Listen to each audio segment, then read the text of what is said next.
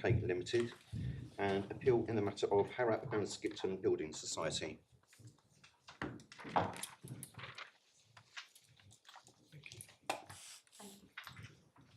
Yes. Good morning, my lady. Good morning, my lords.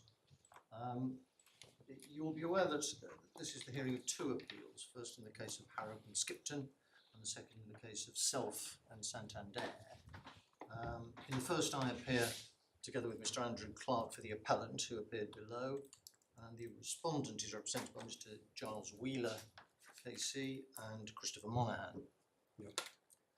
No doubt they'll introduce themselves in due course, but for the record, Jonathan Butters appears for the appellant in self-appeal, and Alexia Nutt appears for the respondent.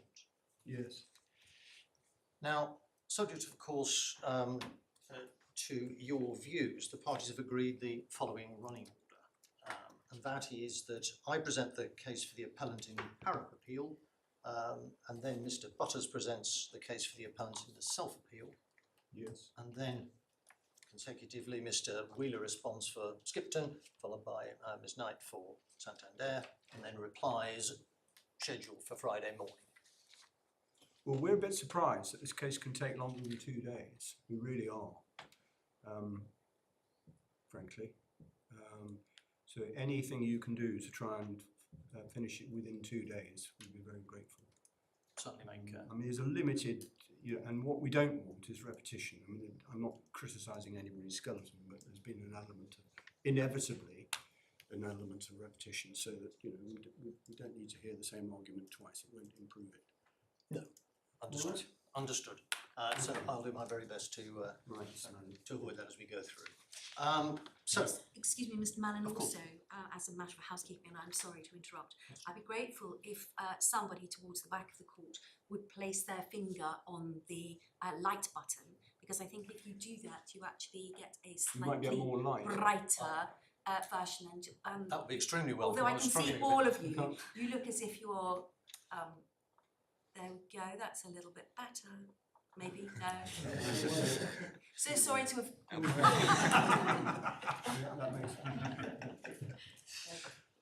I think I'm in particular darkness here because Yes, the lights exactly. not working, but unfortunately. Anyway, I'm sorry to have interrupted about something Well, it's, I'm afraid so trivial. There we go. It's not trivial. That's so much better. The other thing is that we will. There is a problem with the air conditioning in this building, and this court was like Dante's Inferno the last time I was sitting in here. So we may find we'll get to a point if people start expiring, especially council in robes. So for goodness sake, don't just bravely carry on. If you think it's too hot and you want to take the wigs off, then just ask. All right. Certainly.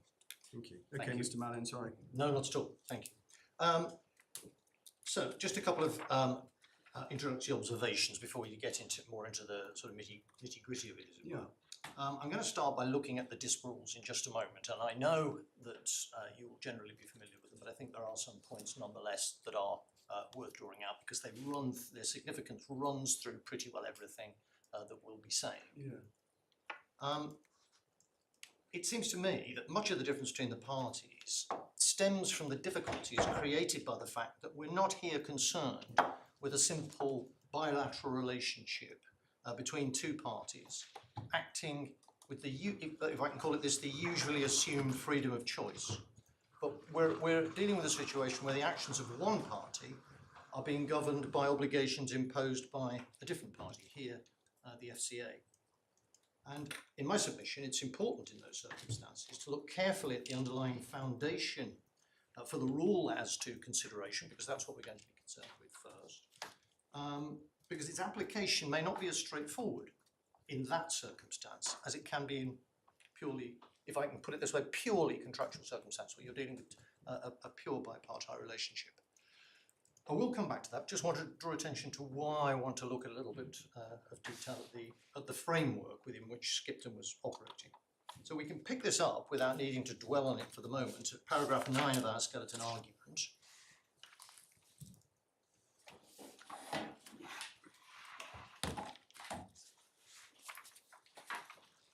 Yeah. And you'll see that we there deal first with the provisions of of FSMA, the relevant ones from section 137A onwards. That's in paragraph 9, so that's there for the court's reference for present purposes. And then 10, we refer to the FCA's rules and guidance as set out in the FCA handbook. Various observations are made there, and then we set out the key provisions in 10.1 and following. What I'd like to do, just to see those things in context, is first go to the relevant provisions. So if we start, and this is in the authorities bundle at tab 43. Just hold on a second. Of course. Yes. AB838 for your reference, and you'll see that this is chapter 1, treating complainants fairly. I think Right. we can go all the way forward to AB864, where you'll see the complaints resolution rules, and that's rule at 1.4.1 and following. And you will no doubt have seen that there's disputes between the parties about what is mandatory in this case and what is not, and what is obligatory and what is not. Well, if we start here with what is plainly a mandatory provision, that is 1.4.1. Once a claimant has been a complaint has been received by a respondent, it must do certain things. And all that follows in 1.4.1 effectively follows that colon. So all of these things are things that must be done. So subpara 1, investigate the complaint. 2, importantly, assess fairly, consistently and promptly the various matters, including C, what remedial action or redress or both may be appropriate. And then taking note of all relevant factors, and bear in mind this is still governed by must, offer redress or remedial action when it decides that it's appropriate. And then, that's sub 3, then sub 5, comply promptly with any offer of remedial action or redress accepted by the complainant. Now, a few observations about that. Obviously, it's all governed by must, it's obligatory, it's a rule. So to the extent it matters, and we say that it doesn't in this analysis, a right of action under the Act lies for breach of 1.4.1. That's the first point. The second point to say is this is not a contractual arrangement. Even where it talks about offer in little 5, comply promptly with any offer of remedial action, we say that is simply a procedural mechanism for giving effect to the obligations that the relevant party has under the rules. So these are the steps you must take. If you get to the point where you have determined X, you must do the following.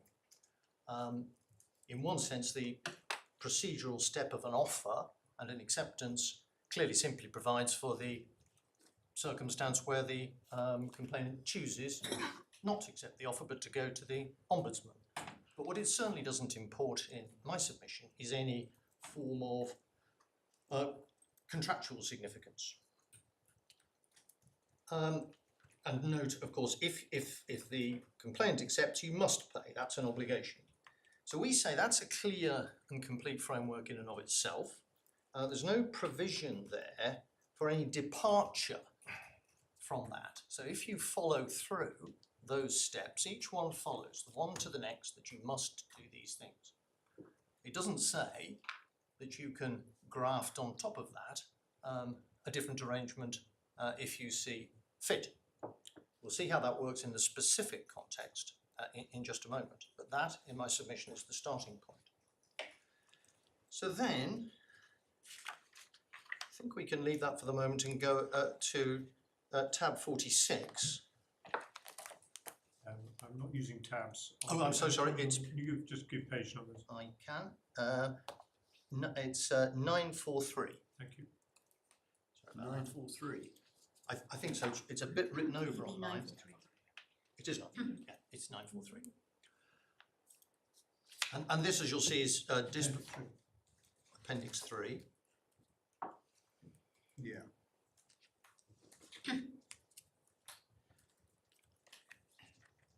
And we are concerned under DISP with what's called step 2, which are the provisions inserted following the decision in Plevin, in essence, to deal with a post-Plevin situation.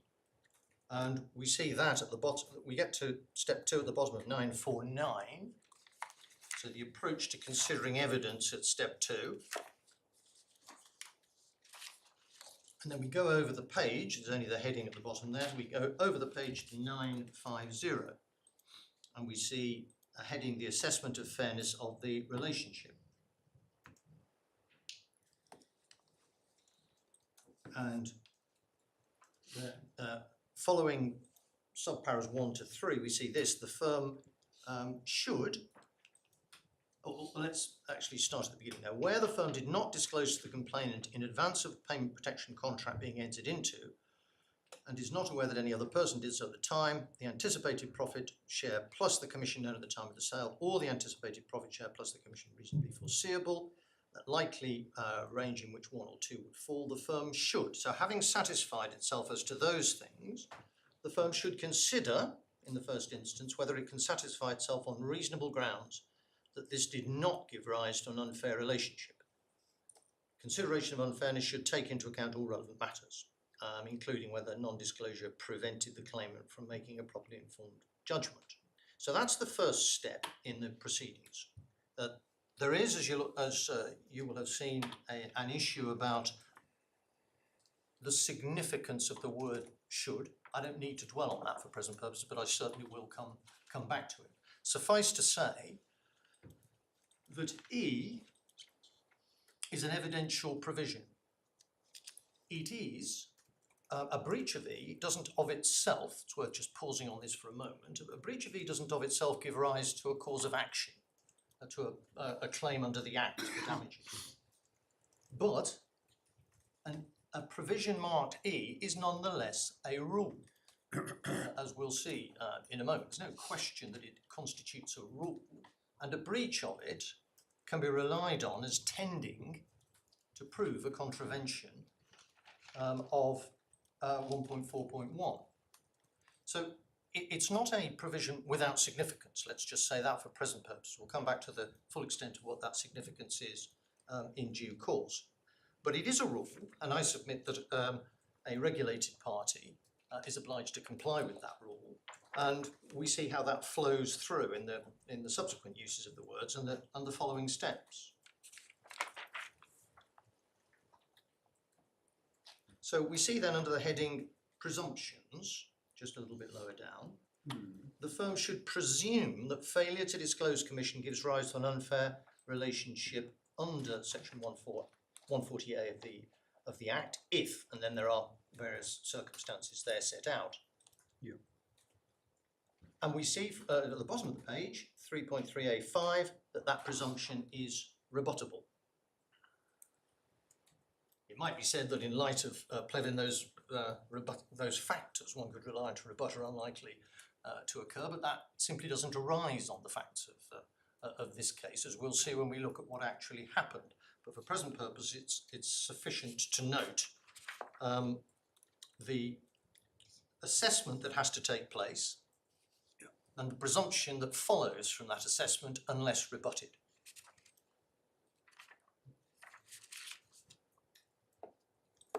And then if we go forward to AB 957, please.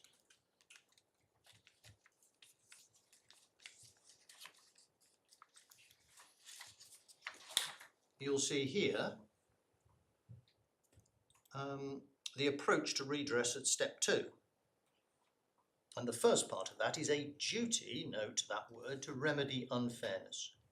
So if a firm concludes in accordance with 3.3a that the non-disclosure has given rise to an unfair relationship, the firm should remedy the unfairness. That's the starting point. That's, we say, a regulatory obligation to do so, which in the end falls under 1.4.1 as a rule in any case. And that's E as well, rather than R, isn't it? Correct. All of these provisions, my lady, are E. Yes.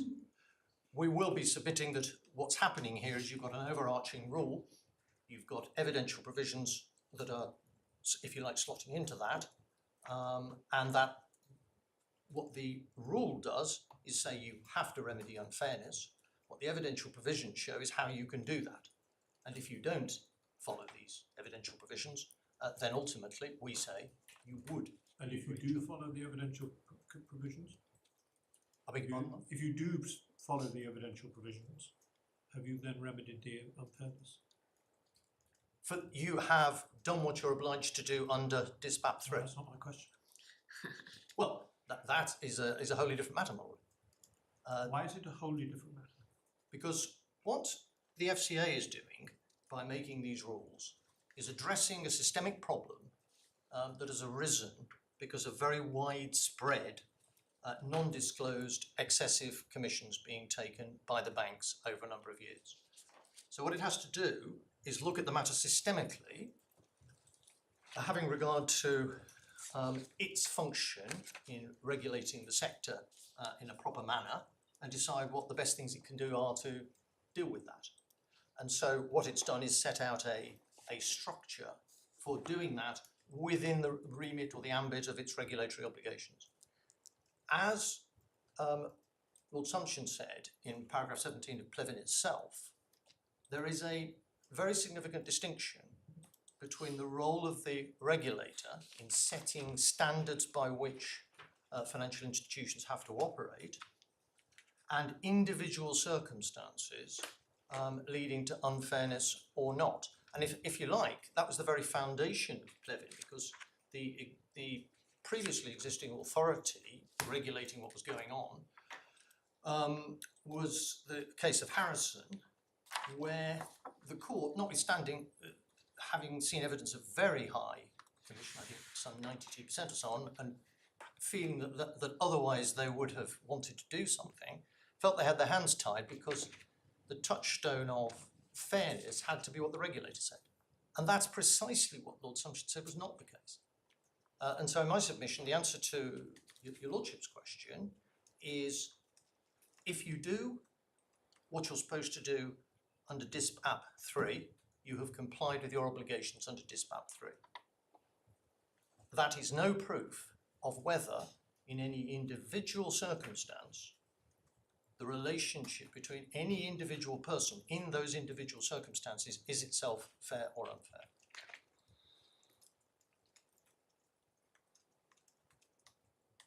And that's a point we'll come back to. But that is my, for present purposes, unless I can help you Lordship any further with that would be my answer to the question. So we then looked at, under duty to remedy unfairness, we see that the firm should remedy the unfairness, and then we see how that can work in the individual cases. And the first place is redress for single premium payment protection contracts. And in that circumstance, the firm should pay to the complainant a sum equal. Now note this, should pay. There's no intervening contractual structure being grafted on or suggested or permitted, I would submit, here. What should happen is, once you've assessed the relationship is unfair and you've made the relevant conclusion, which is 3.7a.2, then in clicks 3.7a.3, and you should pay the sum equal to the matters set out there in 1 to 3.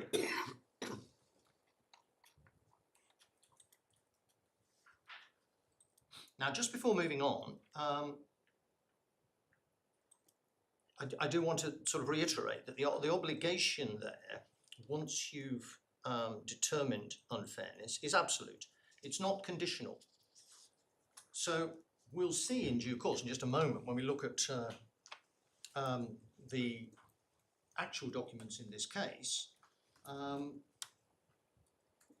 that the role of acceptance, we would submit, the role of offer and acceptance can only be, in essence, a procedural one, almost an administrative one. So it's not taking you into the territory of contract. What it's saying is, I've fulfilled my obligations and it takes me here. This is the offer I make. Of course, the reality is you still have the option to go to the Ombudsman if you choose. So I need to know you're going to accept. But I submit, we'll see how this works, as we go through the documents, that doesn't bring into play any sort of contractual force and doesn't permit or suggest that any form of conditional contractual acceptance can be grafted onto these obligations. I'm terribly sorry, I just don't understand that. Could you just try that once more? Yeah, of course. One of the problems in the case is that the word offer, as it appears in the regulations, has been, I would submit, slightly hijacked and dragged into a contractual structure, so that it said, well, when I offer, I can impose any conditions on that offer that I choose, including the condition that you waive any other claims. Now, one can see how in certain contractual environments, obviously, the contractual term could, and the offer could include such conditions. But what I'm submitting at the moment is that the word offer here has a particular place in its regulatory context. It doesn't admit of that kind of treatment. All it's saying is you go through A, B and C. An answer comes out at the end of C and you offer it. In fact, of course, 3.7a.3 says you pay it. But 1.4.1 does make provision for offer, and one can see the common sense in a step in the middle that says offer it. But that, I submit, does not give rise to any ability on the part of the regulated entity subject to these rules to turn that offer into something that it can make conditional. Then we go to 959. I just don't understand the logic that you're pushing. I accept that I can see that the rule or the guidance says pay. Yes. But why shouldn't someone say who is going to pay seek to clarify whether or not that is going to be accepted in full and final satisfaction? Because, if I may say that, the way that question is framed rather misses the problem with the question. Okay. It's not a question of clarification. It would be imposing a limitation or restriction on the offer which diminished its value. So if I offer to give you a donkey, and I'm obliged to offer to give you the donkey, that is a completely different concept from one where I say I'm going to give you the donkey subject only to your being prepared to accept that if the donkey kicks you in the face, you won't sue me. The thing I'm giving you is of much less value. These rules do not provide for something of less value being given. And that, in my submission, is critical, because if you follow the sequence, what you're being obliged to do as the relevant regulated entity, once you have established that there has been unfairness, is find what it is that makes it fair. Now, if you offer, and then you're obliged to offer that. If you offer what it is you have determined makes the relationship fair, but then you, acting unilaterally, impose further conditions on that, then you have not complied with your obligations. What you have done is decided, you've followed the obligations to the point of arriving at a figure that would remedy the unfairness, and then you've chopped down the value of that figure. One could test it a different way and say, if it's just about a contractual offer which you want to clarify, to use your lordship's term, or as I would say, perhaps onto which you want to superimpose further conditions, where would that stop? What would prevent a party from saying, well, I've complied with my obligations because I have arrived at the determination that X is the sum of money that would render the relationship fair, and I have required as a contractual obligation for receiving that money that you accept a 25% discount on it. Now, you may say, well, that's a bit of an extreme example, and perhaps it is. But the reality is that once you say to yourself, well, if this isn't an absolute obligation, the party, once having got to that point, can then do effectively what they like by way of conditions. What is the limitation? I would submit there isn't any. And any, I emphasise, any condition put on the receipt of the payment must diminish the value of the payment. If you compare the two things, offer without condition, offer with condition, assuming the condition has some form of obligation on the part of the recipient, that second offer must be worth less than the first. And that means at that very moment, you have breached your obligations, because your obligation was to find out what remedied the unfairness and offer it. And that hasn't happened. But as soon as you, it's implicit in that submission that merely paying what App 3 says is not going to render, on the facts of a given case, the relationship fair. Correct, So- for the reasons I so said. So on that basis, the institution is required, you say, to offer the Act 3 sum, Yes, but on your analysis, it does so literally as an offer to settle the claim, because on your analysis, it should know that people may have different views about what will render the relationship fair. Now, in those circumstances, what is wrong with saying, as I think both institutions did here, this is what we offer to pay you. We need to know whether, if you don't think it renders the relationship fair, you can go to the Ombudsman or take proceedings. But if you agree or are prepared to settle because you don't want the hassle of going off to the Ombudsman or anything like that, then we offer this and it'll be in full and final. If you accept it, it's in full and final satisfaction. What's wrong with that?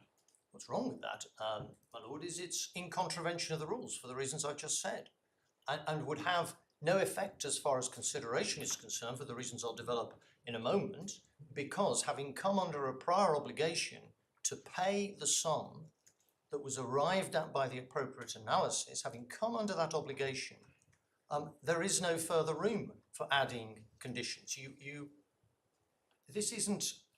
These provisions are not settlement provisions. They are regulatory obligations imposed on a party because the relevant regulator needs to take steps to regulate the market that's in front of it, given the circumstances that have arisen. Would you make the same submission if the institution offered the App 3 sum? I'm going to call it the App 3 sum, plus 10%. I was going to come to that, actually. It's interesting you asked that question. I think what happens there is this. I think, and I'm speculating up to a point, but I'll give you the best answer I can, if I may, which is this. That having identified the sum that the institution was obliged to pay following the rules, if the institution then made absolutely clear in a letter, this is our regulatory obligation, and we are obliged to do this come what may, and that of itself may not need to be spelled out quite like this, but I'm spelling it out in full, that in and of itself would not entitle us to tie your hands as regards any other claims. So there you are, that's there. Now, on top of that, we will offer you a further X, 10% in your lordship's example, as long as you accept that in full and final settlement of everything. Then, in my submission, it's possible at least, I wouldn't want to go further than that you have both satisfied the regulatory requirement and also sorted out your commercial position in a way that might make contractual sense. Of course, one would have to bear in mind, my lord, that one thing that never goes away, which is that the relationship has to be fair, and any form of compromise agreement will always be subject to the regime which we're looking at in this case. But in the first instance, it would seem that that could be theoretically possible. But that's very different from what's happened here. What's happened here is somebody has taken their regulatory obligation, they've followed it all the way along the line to the point where they are obliged to offer that sum, as I would submit, without condition, because a condition diminishes its value. And then they have layered on top of that a condition. And two things follow from that in my submission. The first is they are in breach of rules, they can't do that. And second, perhaps more importantly from our current purposes, there's no condition for the additional, there's no consideration for the additional promise. The additional promise being that of a contractual waiver. And there's no consideration for it because the institution has done nothing more than it was legally obliged to do. Whereas, of course, in your lordship's example about offering 10% more, it would have done more than it was legally obliged to do. So it's not as if, you know, I can sense this, the feeling that, well, what's a financial institution to do? It's in a terrible pickle here. And if what you're saying is right, Mr. Mallin, then you just effectively get 2 bites of the cherry. It's all happy days as far as the consumer is concerned. But that's not actually right. First, we're in this position because of what happened with the banks over a very long period of time, so the regulator had to intervene. But second, there are ways of dealing with things, but this isn't one of them. Trying to turn a regulatory obligation designed to remedy, if you like, the systemic problem, the fact that there are literally millions actually of consumers out there who were left in unfair relationships. You're trying to remedy that systemically, but that doesn't remedy the individual circumstance. That's got to be a different process, and at the very least, an additional process. But the if one looks on page AB 959, for example, and under other appropriate redress, you can see, for example, at 3.8.4 that what is intended is that in the particular circumstances you offer something which is suited to those circumstances. Yes. I'm just paraphrasing. Yes, yes. But it goes on, in order to remedy the unfairness found. The whole of these rules is on the basis that what is offered is to remedy the whole of the unfairness. There isn't any further headroom. Is that right? It's to remedy the unfairness for the purposes of dispute. It could only be that, my lady, because if you think about what's going on here, you've got these millions, as I've described, like it is millions of consumers, all in hugely different circumstances. By definition, they were all subject to undisclosed very high rates of commission. Some 97%, others 6%, whatever it may be. And they're all in different situations. And what the regulator has done, and you can see it if we don't have time to do this today, but obviously you can read through their guidance, how they very carefully looked at everything, weighed things in the balance. What they were trying to do was achieve some sort of systemic resolution. But the example that I've just read out, just that it's not just let's throw something out there to deal with this systemic problem. It is, having gone through these steps, you will have arrived at a figure which is intended to satisfy, which is the wrong word to use, the unfairness. Yes. Resolve the unfairness. There isn't further headroom left above it. You remedy the unfairness by effectively paying in accordance with the formula at 3.7, yes. Unless there are particular factors in the case in question, The problem which require a greater amount of money to be paid than the 50%. That's what it comes to. The problem, if I may You say, haven't identified any particular factors or factors in your particular complaint. You simply say, well, we're entitled, in our case, to have 100%. the problem, if I may, Which seems to me to be tantamount to ignoring subparagraph 3 in Act 3.7A3 completely. You just get 1 and 2, the commission plus the amount of actual profit, disgorged by the institution, and you ignore 3, if you like. And that's the effect of what you're asking for, Mr. Manning. No, with respect, I've just received a note which I've got to check in a moment, but I want to get back to the more general point, if I may, which is that, in effect, what appears to be being suggested is that by definition, if the FCA says, if you do this, fairness, the relationship will be fair, means that it is. And that just can't be right. The FCA does not have that power in the world to usurp, and this would be unquestionably in my submission, usurping the power of the court, as Lord Summerson said in Plevin, to determine fairness on the facts of any given case. You don't have to go down this route. You don't have to go down this route because you can simply say, I don't accept your offer. I'm going to court, or I'm going to the Financial Services Ombudsman, or whatever. You can. But if you do go down this route, it seems to me this is intended to be a complete, as it were, formula for remedying unfairness. That's what it says. Duty to remedy unfairness. And then it gives you The party with the the redress that's required in order to remedy the unfairness. the True it is, it doesn't actually use those words, but if you read the whole lot together, it's intended to be a complete code, isn't it? and I agree entirely that it's intended to be a complete code. But as I understand your submission, what you're saying, which is why I took you to that reference to remedy the unfairness found, is that you're suggesting that as it is a solution to a systemic problem, that actually there's always headroom between what is offered by the firm which has followed this guidance and what would remedy the unfairness. No, there may be. Depends on the facts of the individual case. There may be. Yes.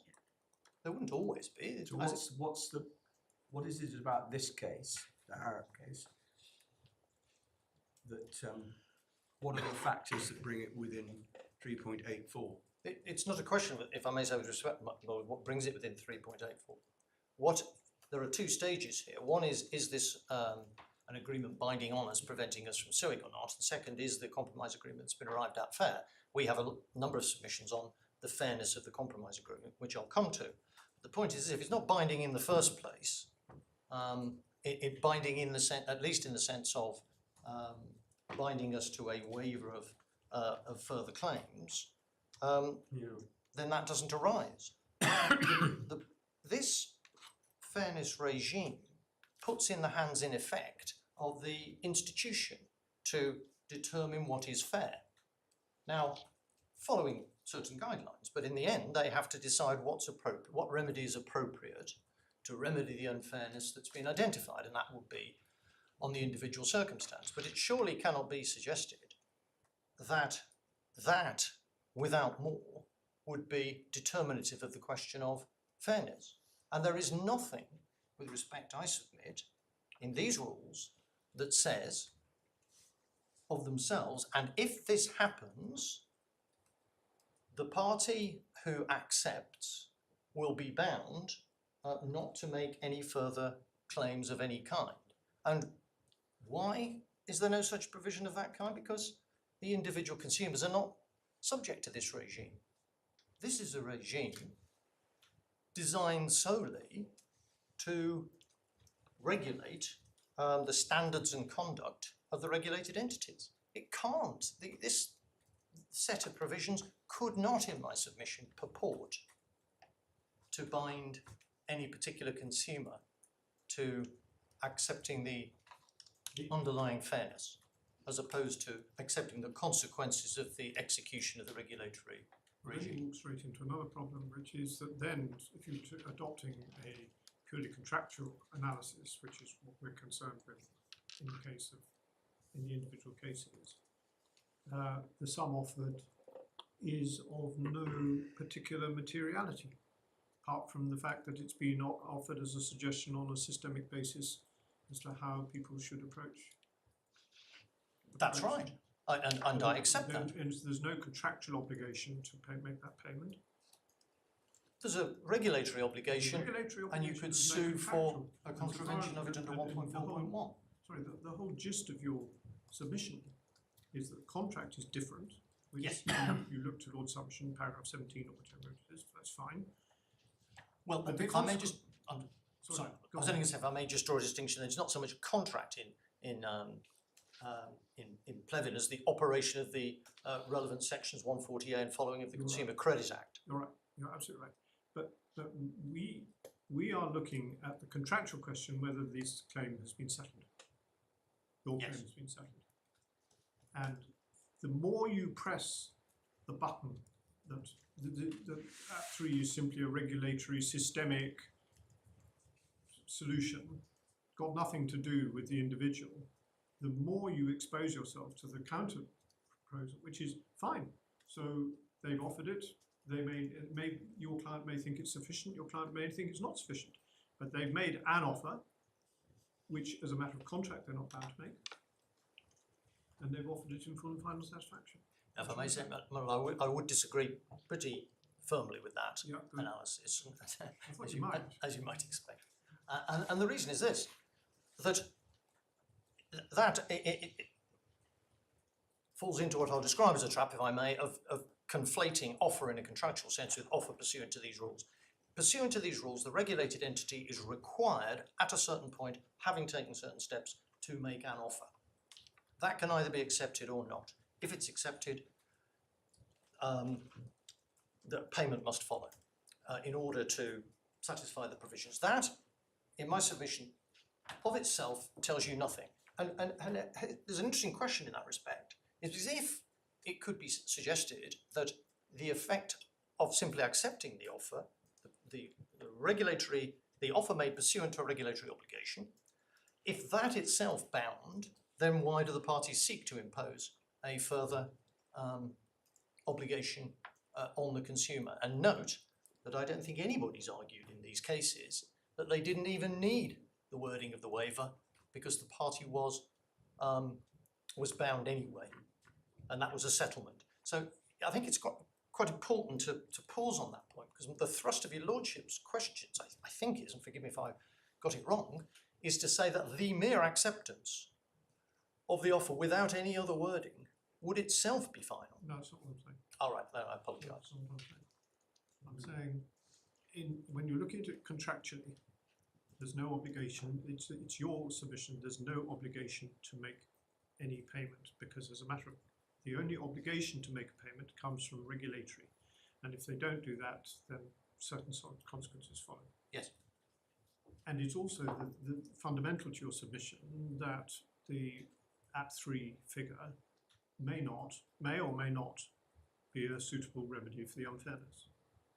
So if you build those two in together, it's just a sum that's offered in the hope that your client and millions of others in such cases will accept it as being a proper sum to remedy the unfairness.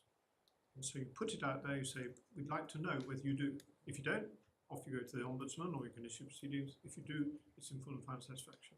And I'm having real difficulty. Oh, sorry, you're saying that's what they say, it'll be fine. Well, I'm having real difficulty in understanding what's wrong with that analysis, given your emphasis on the @3 simply being a systemic approach, not an individual approach. The systemic approach is to explain the underlying reason for it. But what one actually has to do is look at the regulations and see what they do.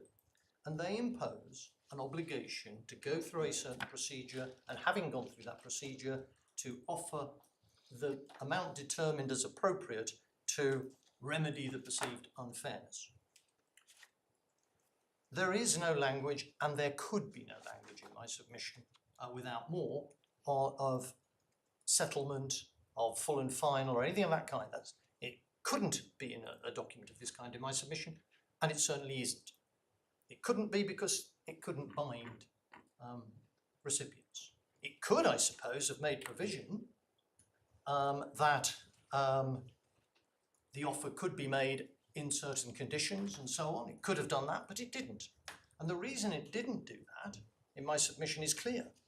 Because once you've arrived at the figure that the regulations require you to arrive at, having gone through various steps, that is what remedies the unfairness for the purposes of DIS. Anything else cannot. It can't be right that you've identified the thing that does remedy the perceived unfairness, and then you do something that devalues that remedy, and yet it still remedies the unfairness. Why does it devalue it? That is the use of that word. I just would like you to No, explain. absolutely. Well, I think so. Because you've offered, and that's a charged word. You've put forward Yes. a sum which you've arrived at by going through this process, and that says that it's meant to remedy the unfairness. Yes. You haven't diminished that number, and this process says it remedies the unfairness. So why does the full and final settlement bit diminish the value of the number? Because at the point of accepting the offer, a consumer, let us say, unequivocally has various rights. It can go to the courts and sue, it can go to the ombudsman, and so on. Those are the particular rights. If it accepts an offer without any binding form of waiver on it, or any form of waiver, I should say, anything like that, then it gets that X pounds. X pounds, and that X pounds isn't just a random figure. That X pounds is designed to remedy the unfairness. Yeah. Anything that ties the debtor's hands, the consumer's hands, to prevent him doing certain things must, in my submission, by definition diminish that value, and actually arguably diminish it pretty significantly. Anything I sell, if I sell it A, unencumbered, and B, encumbered, obviously there's a difference in value. And that, the inability to pursue claims, just take an example here. All we are concerned with in the immediate term is the remedy for unfairness caused by excessive commission. But Mr. Harrop, in the first instance, made various other claims for mis-selling and so on. Yes. And the suggestion is that what they could do is impose a condition on Mr. Harrop of the offer that he's otherwise entitled to have under the regulations that prevented him proceeding with those claims. Now, we say they're wrong about that, but that's not really the point.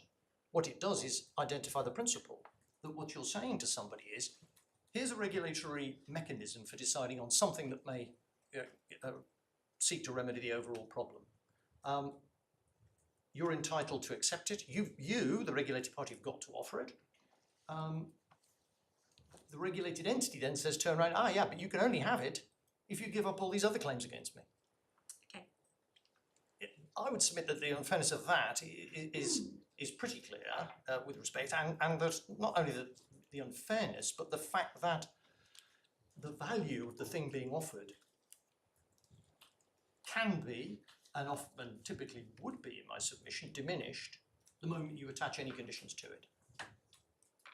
Now, going back to, I was corrected, I think, in that we are supposed to be under 3.7a.3a, and I think I may have made a mistake on that earlier on, which I'm being corrected. I just want to.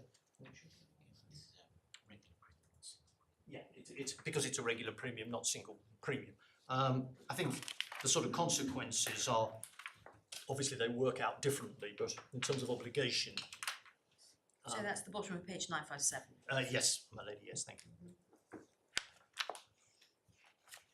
So while, if we then could just go forward to AB 959, which I think is where the young lady were pointing in any case, you'll probably, the first thing to note is this: the remedies in DISPAP 3.7 are not exhaustive, and you will have no doubt picked up that my learned friend relies on that. It would appear in support of a submission that says, well, none of this is obligatory, you've got choices.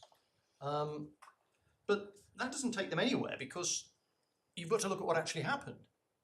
So whether you've got choices or you haven't got choices, what actually happened is that they followed this procedure and arrived at an answer, as we'll see in a moment. So the existence of other remedies we submit is irrelevant. And in any case, we submit that the only thing you can do departing from these, to depart from these strict rules, is a step taken to remedy the unfairness. In other words, the whole point of these things is to say, well, if there's a step to remedy the unfairness, you can do it. That cannot, in my submission, if it is suggested that it could, extend to imposing conditions. So just because those remedies aren't exhaustive, it doesn't mean you can take the relevant remedy and slap a contractual restriction on it that benefits you and is to the detriment of the consumer. I think there's just a couple more points on this. We then go over to 3.9.4, which is at page AB 960.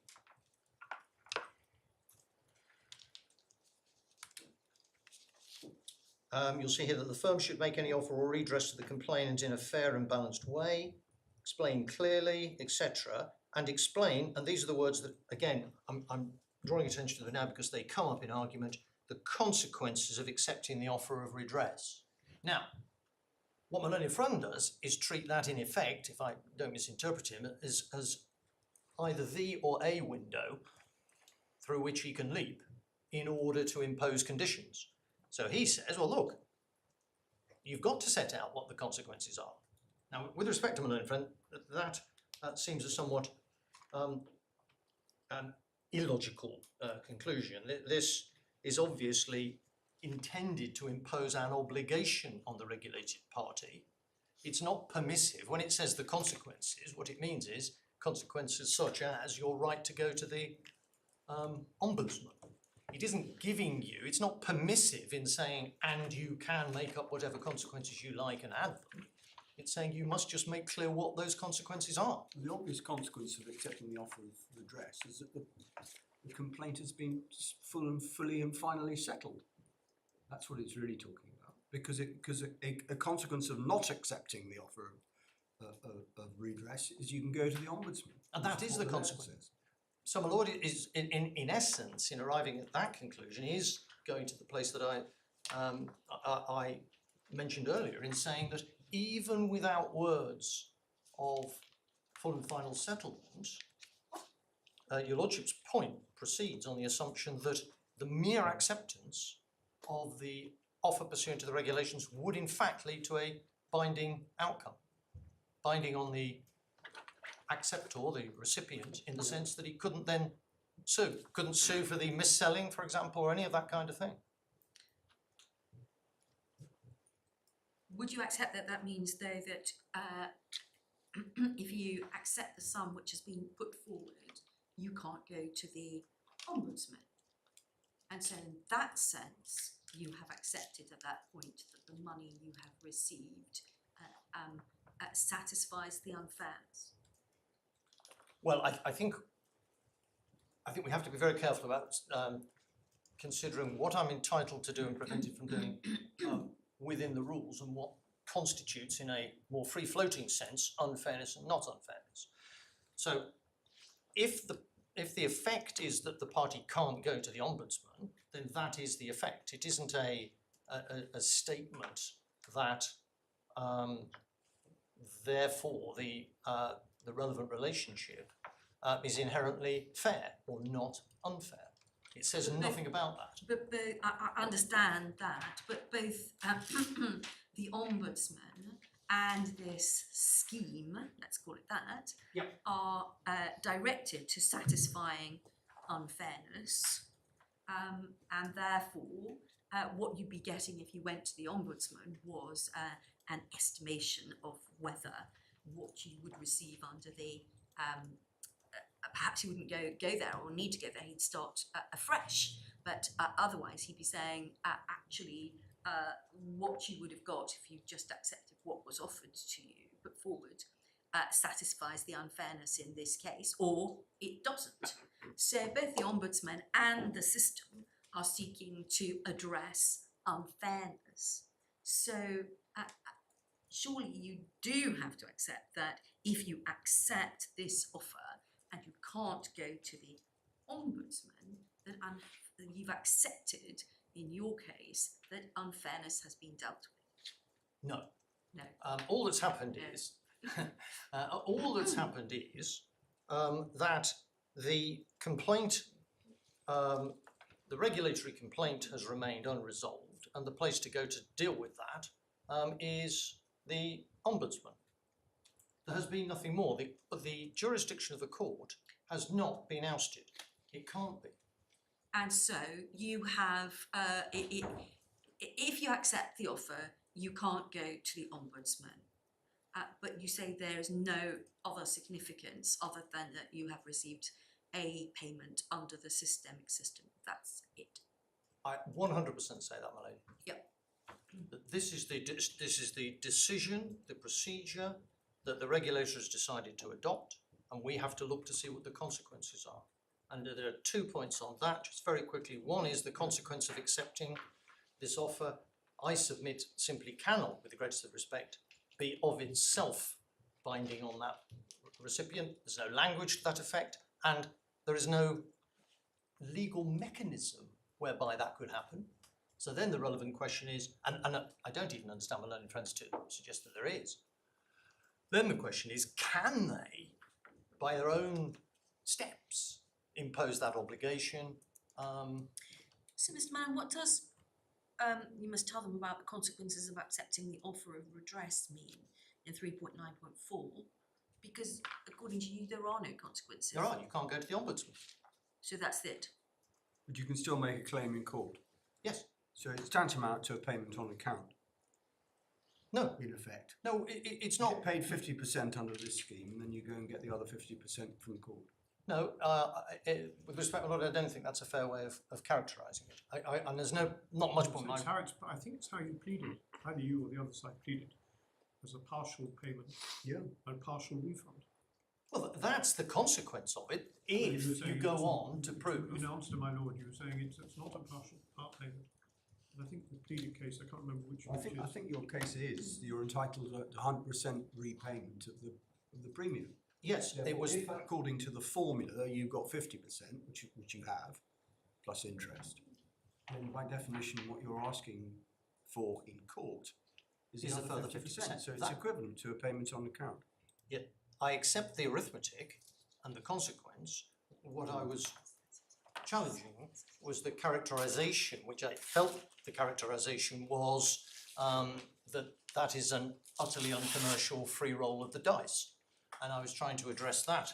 Well, that's a legal concept, I understand. I beg your pardon, my Lord. That's a legal concept, I think I understand. Yes, the question is it applicable? And the answer in my submission is no, because a party having received the benefit from the statutory scheme, that is an end of it. And there may be other consequences, as my lady, you and I discussed earlier. It may be possible to, or indeed, sorry, my lord, it may be possible to take it further, and it may be that in many instances people are perfectly satisfied with what they get. But that doesn't impact one iota in my submission on the court's requirement to investigate the contractual implications, if any, of the operation of this regulatory mechanism in individual cases where those individual litigants choose to come to court. I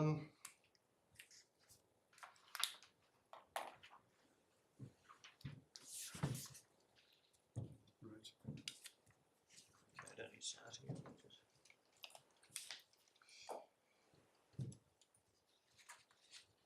Yes, I'm reminded, just for clarity, that we're not talking about 50%, we're talking about the excess over 50%. So if the commission were 51%, then it's 1%.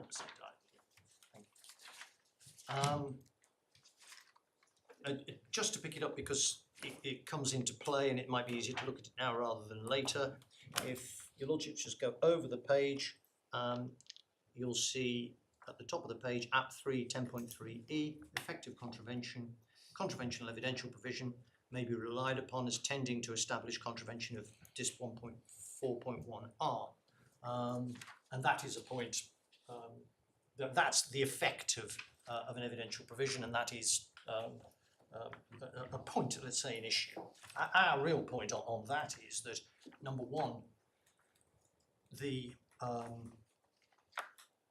it's not a question of whether a consumer could sue for non-performance of these obligations. The question is whether the legal obligation arises, and we say that it does. That's in the context of consideration.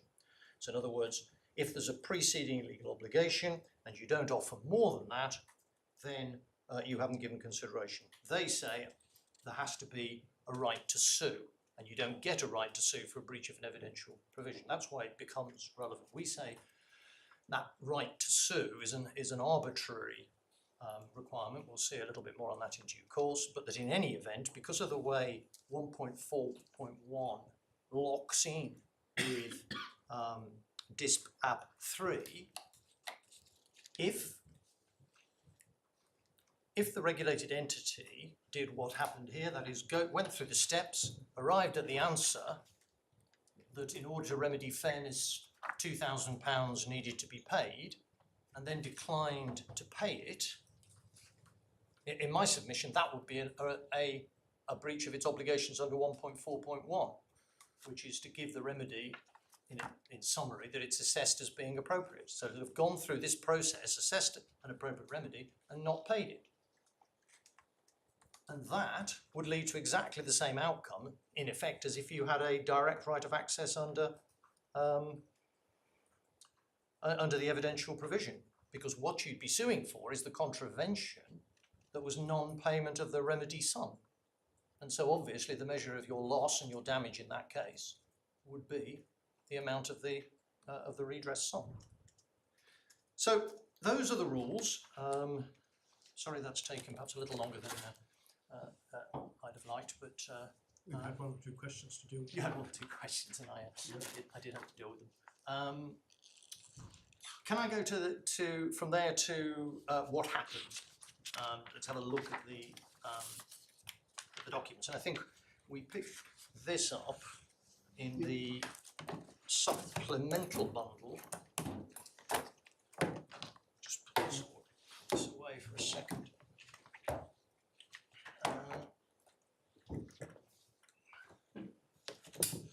First reference is at tab 14, and it's get a page number if we're not on tabs. No tabs. No tabs. 230. 230, thank you, that's where it begins. And you'll see that this is the FRS letter of the 20th of December 2017 on behalf of Mr. Harrop to the Skipton Building Society. And you'll see just over the page 5 allegations set out in 5 bullet points.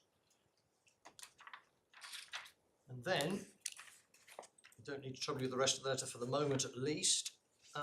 If you go forward to page 246, you'll see the redress letter.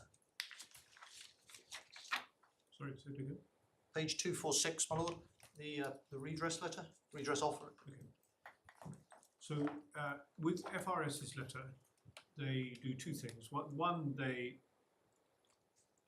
allege various aspects of mis-selling, which one might call common law aspects of mis-selling, Yes, with the 5 bullet points. And then on the top of page 232, they raise the issue of section 140. they ask questions around the level of Well, they're clearly raising the issue. existence of commission, etc. It's unreal to suggest that they weren't. They were in pursuit of a section 140 remedy, although they didn't have the detailed facts. Yeah. And then you get his questionnaire, which interestingly enough seems to be on an FCA template. Yes, that's beginning at 234. Yeah, and at the bottom of 242 says a financial ombudsman. And then you get the redress letter. Yes. Yes, that's the sequence, thank you.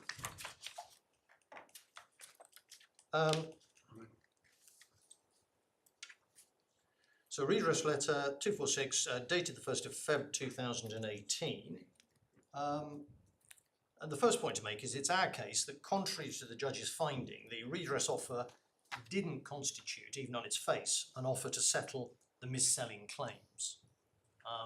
The extent to which this matters is in debate, but for the avoidance of doubt, that's our ground of appeal 1.2. At page 16 of the core bundle, just for reference, and paragraph 20 of our skeleton argument, we say there were 2 sections to this letter clearly demarcated. The first is dealing with the 5 allegations that we've just seen. And that section carries on to the bottom of 247. You see 5th allegation in the middle of the page. And then right at the bottom, I have also considered whether any redress is due in relation to commission plus profit share we received during the period the MPPI policy was live. Now we submit, just as a matter of structure, construction of this letter, this letter is now dealing with something completely separate. It's not concerned with those mis-selling claims.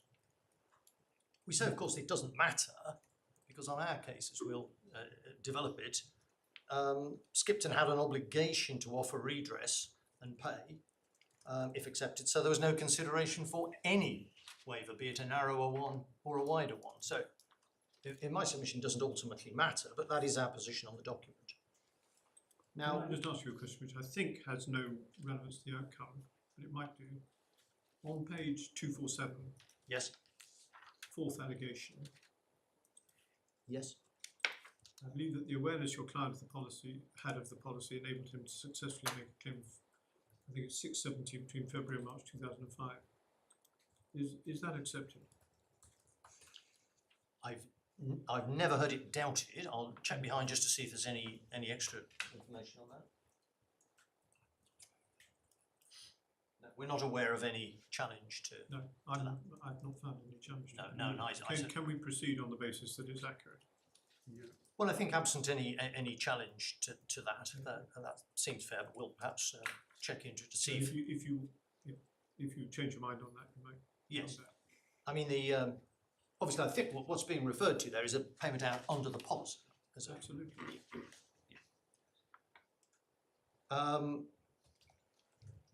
So we then get to the second section. I've also considered whether any redress is due, etc. And then you see at 255, because the intervening documents, you see the calculations of the setting out of the commission rates, I think at 249, then 254 we'll come back to in just a second, but 255 is the acceptance form that had been provided by Skipton, and it says we accept the sum of £1,095 in full and final settlement of my complaint, signed, etc. And then if we just go back one page, there's also a letter from FRS saying, further to your recent correspondence, we confirm we are instructed by our client to accept your offer in full and final settlement of his claim for his missold payment protection insurance. Please find attached to here too a duly completed acceptance authority, which we just had a look at. Our point, as you know, is that So if we are in the territory of offer and acceptance, contractual offer and acceptance, that letter is an acceptance of an offer to settle everything, because it talks about the missold PPI, and that's It does. the subject of the 5 complaints. They've been addressed in the previous letter, which says, putting it colloquially, none of these complaints amounts to a row of beans, but we'll give you the amount calculated in accordance with the FCA formula. Yes. And this letter accepts that offer. Yes. If you're wrong about this not being a contractual scenario. Now, what I'm saying, my lord, is what's happening now is that Skipton is seeking to graft onto the regulatory structure a contractual structure. Can't deny that that's what's going on in that, certainly reflected in that acceptance. The question is there consideration for the promise, whatever the extent of that promise may be, to restrict further claims? Our whole case is that there is no consideration.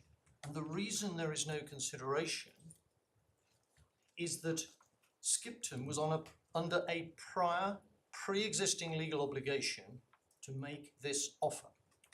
And therefore, no consideration moved from Skipton as promisee in respect of the further promise. Namely, the promise that not only will the promise that I will be bound not to do certain things if I accept this money. And that is the top and the bottom of our consideration point. And that is why we say it's critical to analyse the relevant legal obligations before you get to these documents, because what you've got to say is, in rather colloquial terms, was Skipton giving something more than it had to? That's what constitutes, in my submission, good consideration. The authorities, the textbooks talk about valuable consideration in the eyes of the court. So we know it doesn't have to be sufficient consideration. You don't measure the relative value in that sense, but it has to be something that has real value in the eyes of the court, and something that is nothing other than the performance of a pre-existing obligation is not good value in the eyes of the court. We'll see the O'Reilly authority in due course, but in my submission it's absolutely clear as a matter of standard principle that what the consideration requires the promisee to offer or perform something that it didn't otherwise have to do, because otherwise it's not good value in the eyes of the court. And that point of yours goes to two things, doesn't it? It's first of all, you're saying there is no consideration for a settlement in relation to all of the 5 allegations until you get to almost the bottom of page 247. Yes. But also it doesn't affect what goes on below that line. Correct. At 247 and 248, so there are 2 aspects. Yes, absolutely. And the underlying aspect being that there's no consideration for any promise of the kind that limits my ability to, or the client's ability to go to court, do whatever. And that does, as your ladyship points out, split into 2 on the specific document. But there's really, in many ways, the long and the short of the case, and it works its way through in a variety of different ways. We can pause and just think about them for a moment, because it might just inform the discussion.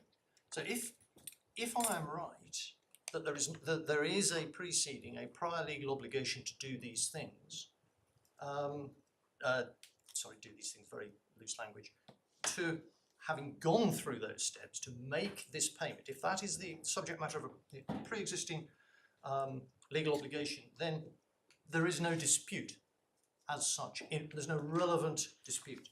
It's just, that's the sum. And if I'm accepting it, there's no dispute. So there's no consideration arising out of the resolution of a dispute. There just isn't.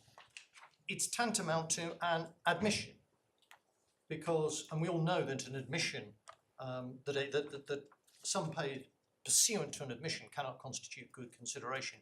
Why can't it? For the obvious reason, you're not doing anything more than you're obliged to do. You've admitted the amount due. The language is not sort of bang on, if you like, because we are in this tripartite world of starting with regulatory obligations and moving towards the engagement with the consumer. But it's the same thing, because what an admission does is say, well, look, I know I owe you this, and I'm going to pay you this, and therefore I want you, in return for that, to give up certain rights. And we know that doesn't work, and we say it's just the same here. So all these, if you like, are sort of subsets of the underlying principle, which is that something having value in the eyes of the court has to be given.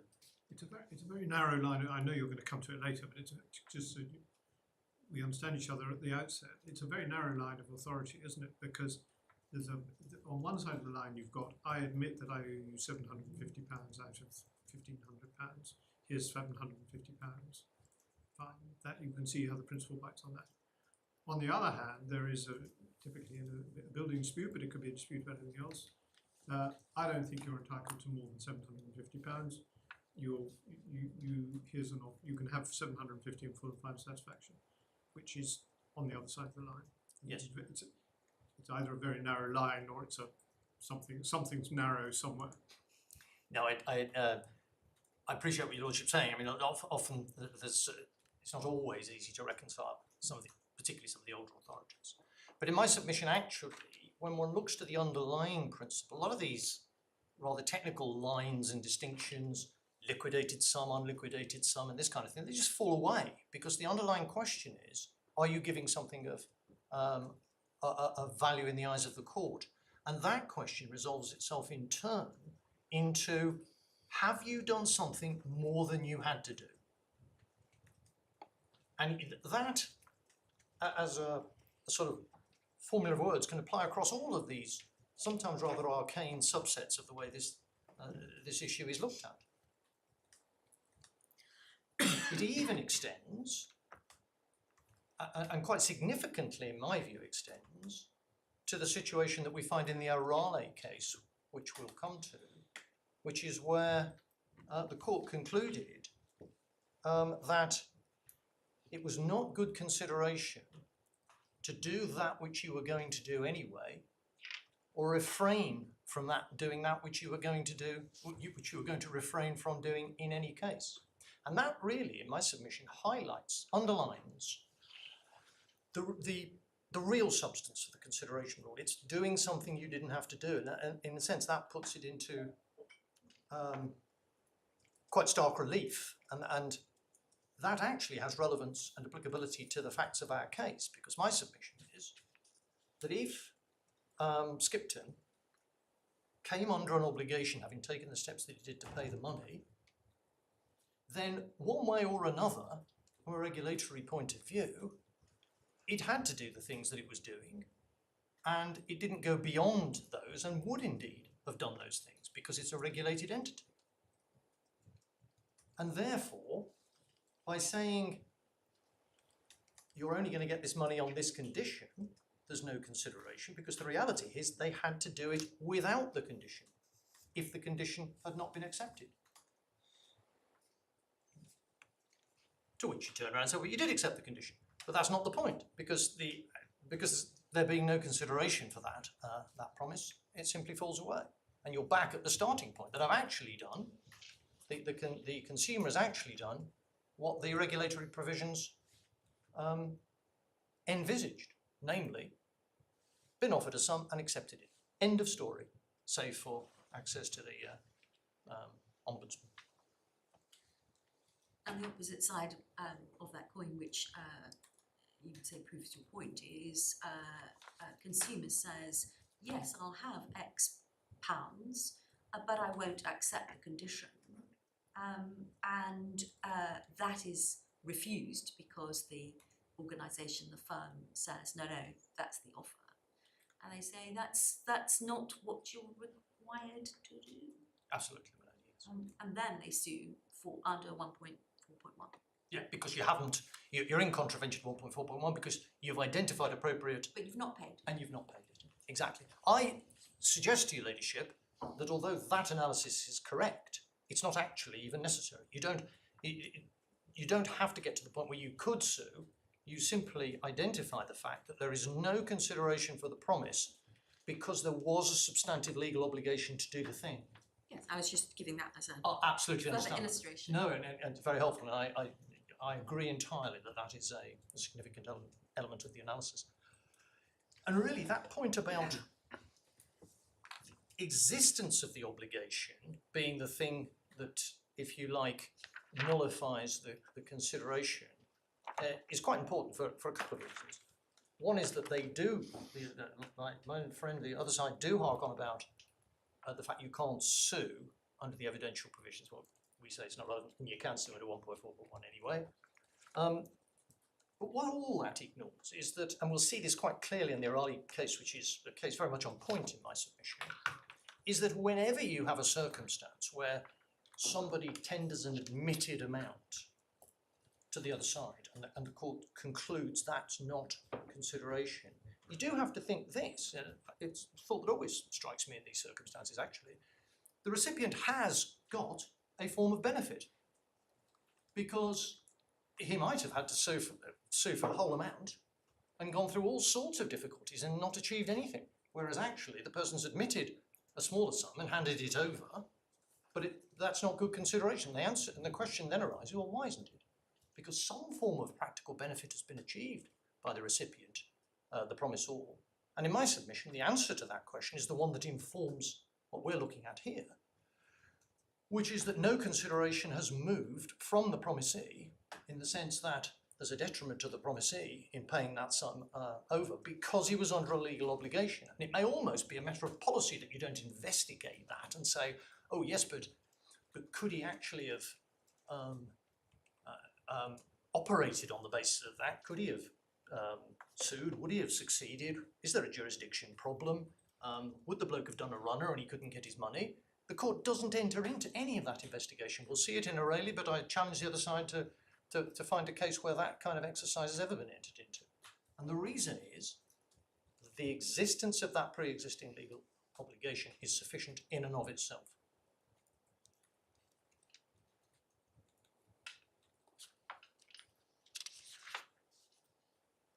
So then the next question is, well, where did the judge go wrong? So if we could then take the judgment, just a second.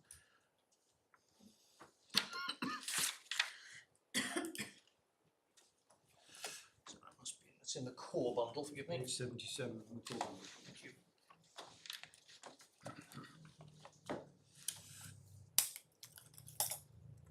Yeah, well, I was going to say tab 6, but not on the 6 yet, so it's page 77.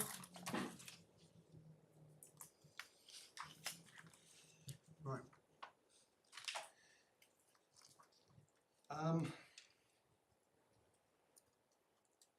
Let me just, oops, I don't need that.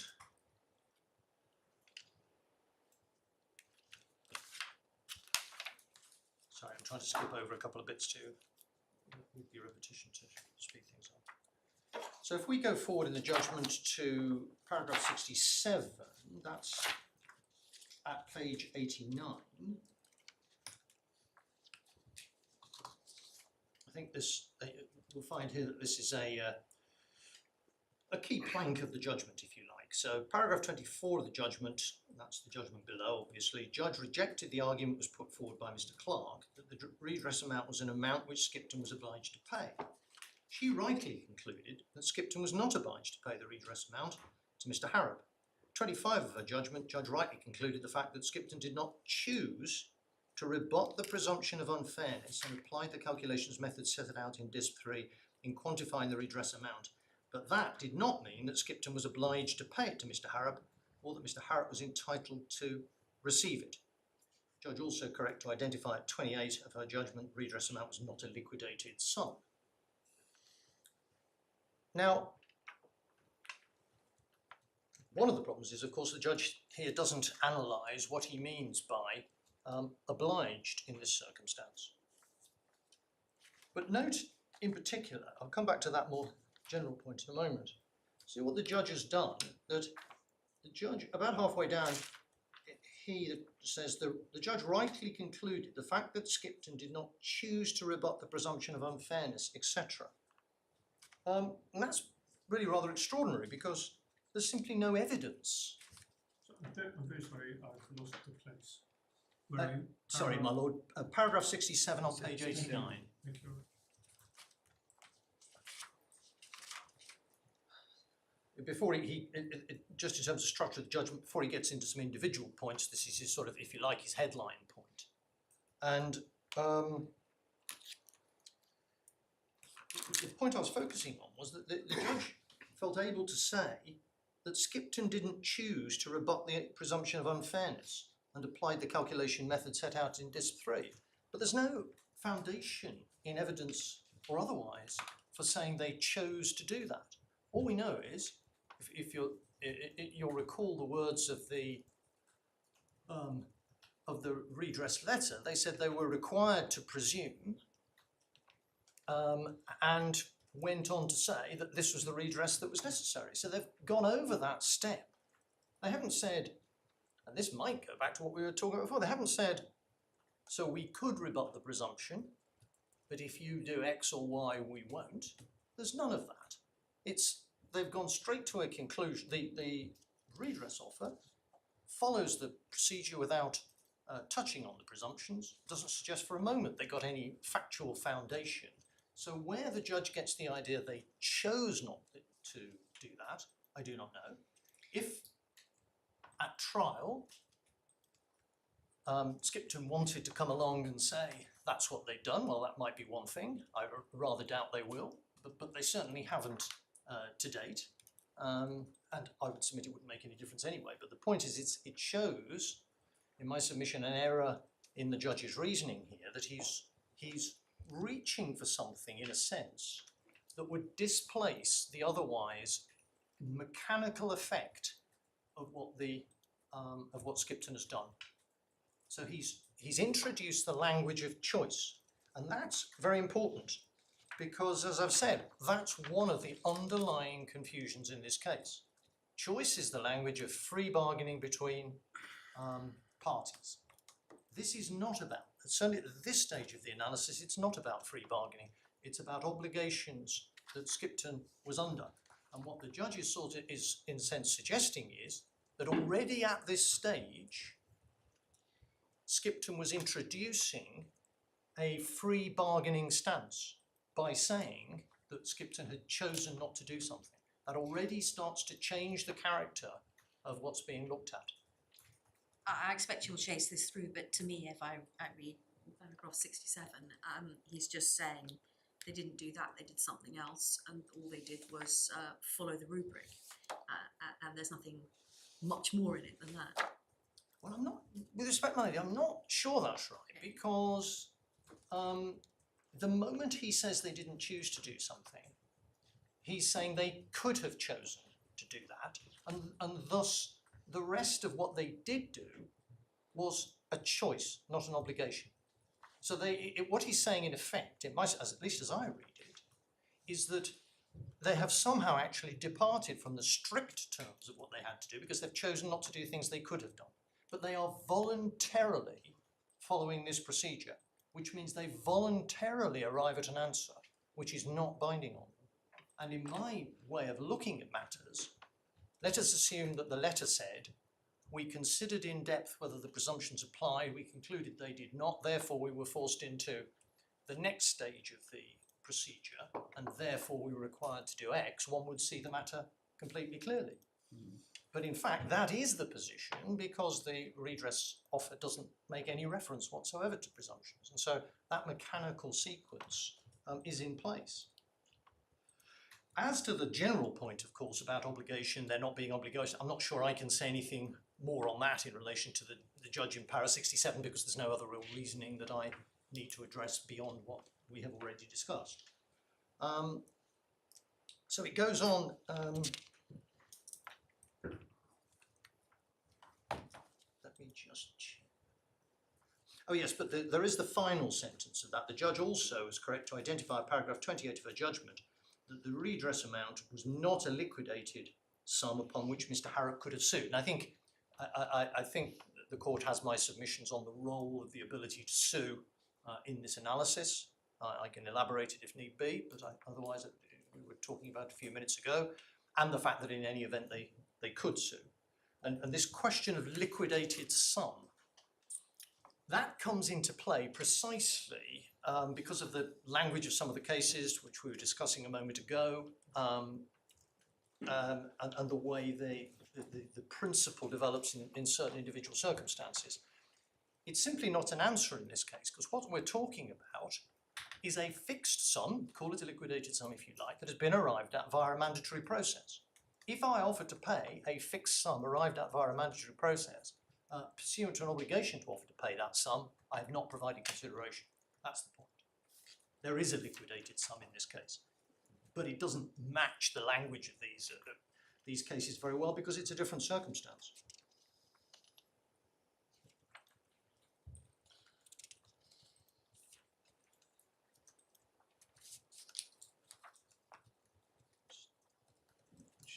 Yeah, so we can, I think, then go to para 68 of the judgment. Having reached these conclusions, namely that there was no obligation, the judge was right to conclude, para 29, that consideration was provided for payment, namely the right to bring a claim as against accepting a lower sum of money. I have to say I struggle to understand those words, perhaps that's just me. But if what the judge was saying was that the payment provided the consideration for the waiver, which is a slightly different way around from the way he's put it, I think, but if that were there's no reasoning in support of that, and that would simply be wrong for the reasons I have said. And those reasons are that the payment came pursuant to an obligation and therefore couldn't provide such consideration. We see from paragraph 69 that, let's find the alphabet, sorry. Oops, just lost So the my- judge is just paraphrasing in that passage, in the first sentence of 68, what the Deputy District Judge had said in more detail in paragraph 29 of her judgment. If you look at that, you Well, that will may be see- so, my lord, but I perhaps it was just me, but I didn't really understand the syntax, but I couldn't quite get to what was being said there. Well, she says that consideration was adequate and valid, consisting of the compromise of the right to bring a claim against accepting a lower sum of money. Yeah, and that's the point I just Which addressed. So which is a classic compromise situation. well, it's a classic settlement situation. Isn't it? Yes, but as your lordship will understand, not the one that arises in this case in my submission. You'll see also a reference in the middle of 68, we were just on 68.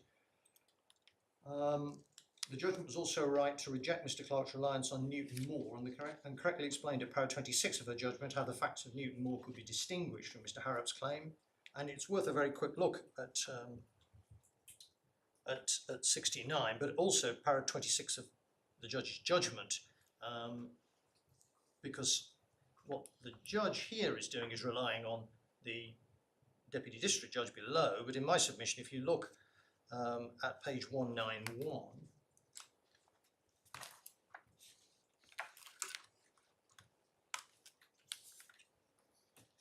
you'll see where it appears in paragraph 26 of the Deputy District Judge's judgment.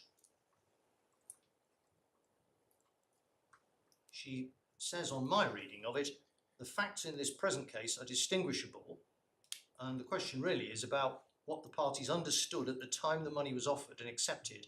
In Newton Moore, there was approximate suggestion there was no accord. Here there was not. So in my submission, all she seems to be saying was, well, you can distinguish it on its facts, and the learned judge doesn't really add anything to that. Of course, the reality is that all facts can be distinguished on their case, all cases can be distinguished on their facts, and we're in a rather unusual factual circumstance as regards the question of consideration for the reasons I've already said. But it's worth having a quick look at the Newton Moore case, via actually, slightly indirectly, via its treatment in Ferguson Davies, and that's tab 6 of the authorities bundle.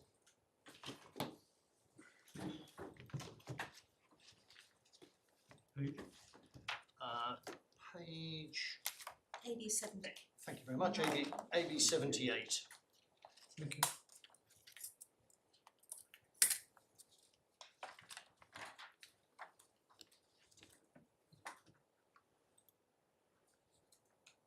So your lordships may, or the court may recall that this is the case about the specialist records, tapes and discs and so on. If you pick it up just in the head note, just a few lines down, plaintiff brought proceedings in the county court against the defendant, limiting his claim to £486. 17th of Feb, defendant wrote to the plaintiff enclosing a cheque for £150 as full payment. Also completed a county court form of defence and counterclaim in which he indicated he admitted £150 of the claim but otherwise disputed the claim. And then we see just below summary of the finding, which is fairly anodyne as far as it goes, which is alongside letter H, acceptance by a plaintiff from a defendant of a lesser sum of the amount claimed didn't constitute accord and satisfaction so as to compromise the action. In the instant case, the judge had erred in law and did not consider the legal significance of the fact that the defendant had unequivocally admitted liability for the amount of the cheque on completing and sending the county court forms. And you already have my submissions on the relationship between the finding that X was due, in this case £1,000 plus, and an admission in the sense that we see in this case. But if we go forward to page 322 of the judgment, I'll pick up the bundle page AB 85. There are a few observations that may be of assistance, and we start at the top of the page. That's AB 85. An open admission of money due is something quite different from an offer of a sum in compromise. That's fairly straightforward. We go down a little lower. It's manifest that the formal admission on the court form is not made without prejudice as part of an offer to compromise, but was properly before the court on the question of liability. etc. Then down to 3, this is where we pick up the Newton-Moore point that the judge referred to. He gives by way of illustration Newton-Moore construction. This was a building case. Plaintiff builder submitted a bill for 18,000. Defendant solicitor wrote 25th of October saying he was prepared to pay $8,000. And then if we just go down the page a little bit,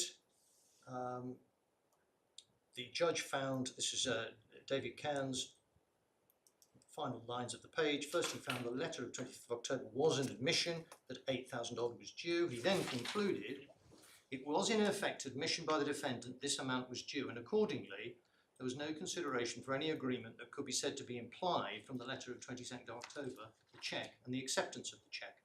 There was no consideration because the admission was complete and binding once made, and that was past consideration by the time the accord was completed by presentation of the cheque.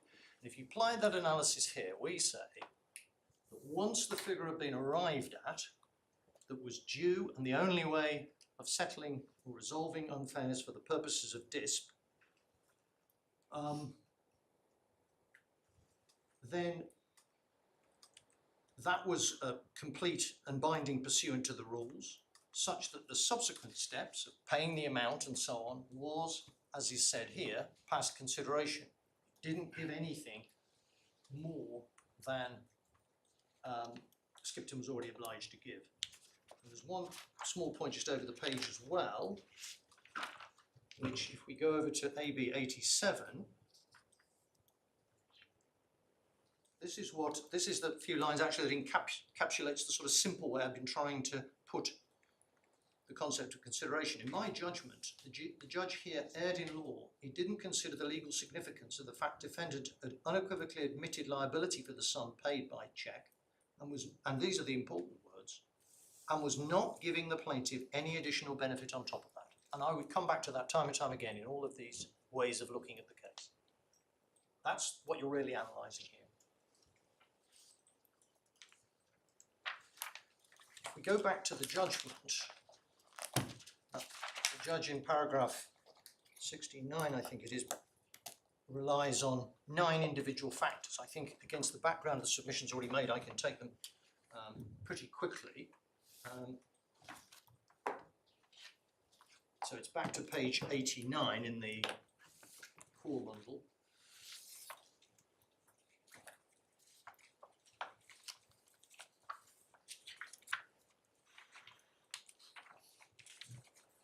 And the first point is simply this point about the letter compromising all the claims in negligence, misrep, etc. I've already addressed the court on that. I'm not going to repeat it, and I say in the end it doesn't matter anyway. It doesn't go to the real issue with which we're concerned, which is whether there's any consideration for any waiver. And the court has my submissions on that in any case.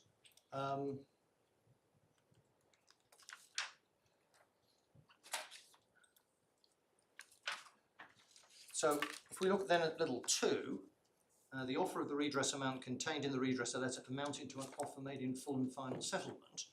Well, that doesn't add anything, of course, because the question is whether such promises was made as regards full and final settlement was binding. So the use of those words in a context such as this adds nothing. The redress letter, it says, did not specifically admit any unfair relationship between Skipton and Mr. Harrop, but acknowledged the non-disclosure of the commission was above or had the potential of being above 50% of the premiums. The redress letter did no more than confirm that, in the circumstances, Skipton was required to presume that this created an unfair relationship. So there's quite a lot going on in that short paragraph. The first point is that it's not a question of admitting any unfair relationship. What it's doing is saying, I have been through the process and this is what I concluded. But of course, by saying I am required to presume unfair relationship does in effect amount to an admission, but that's not the point. That's not an admission we're concerned with. When we talk about admission, we're talking about the acceptance that the sum arrived at by following the regulations was unequivocally due to Mr. Harrop. That's the admission we're concerned with.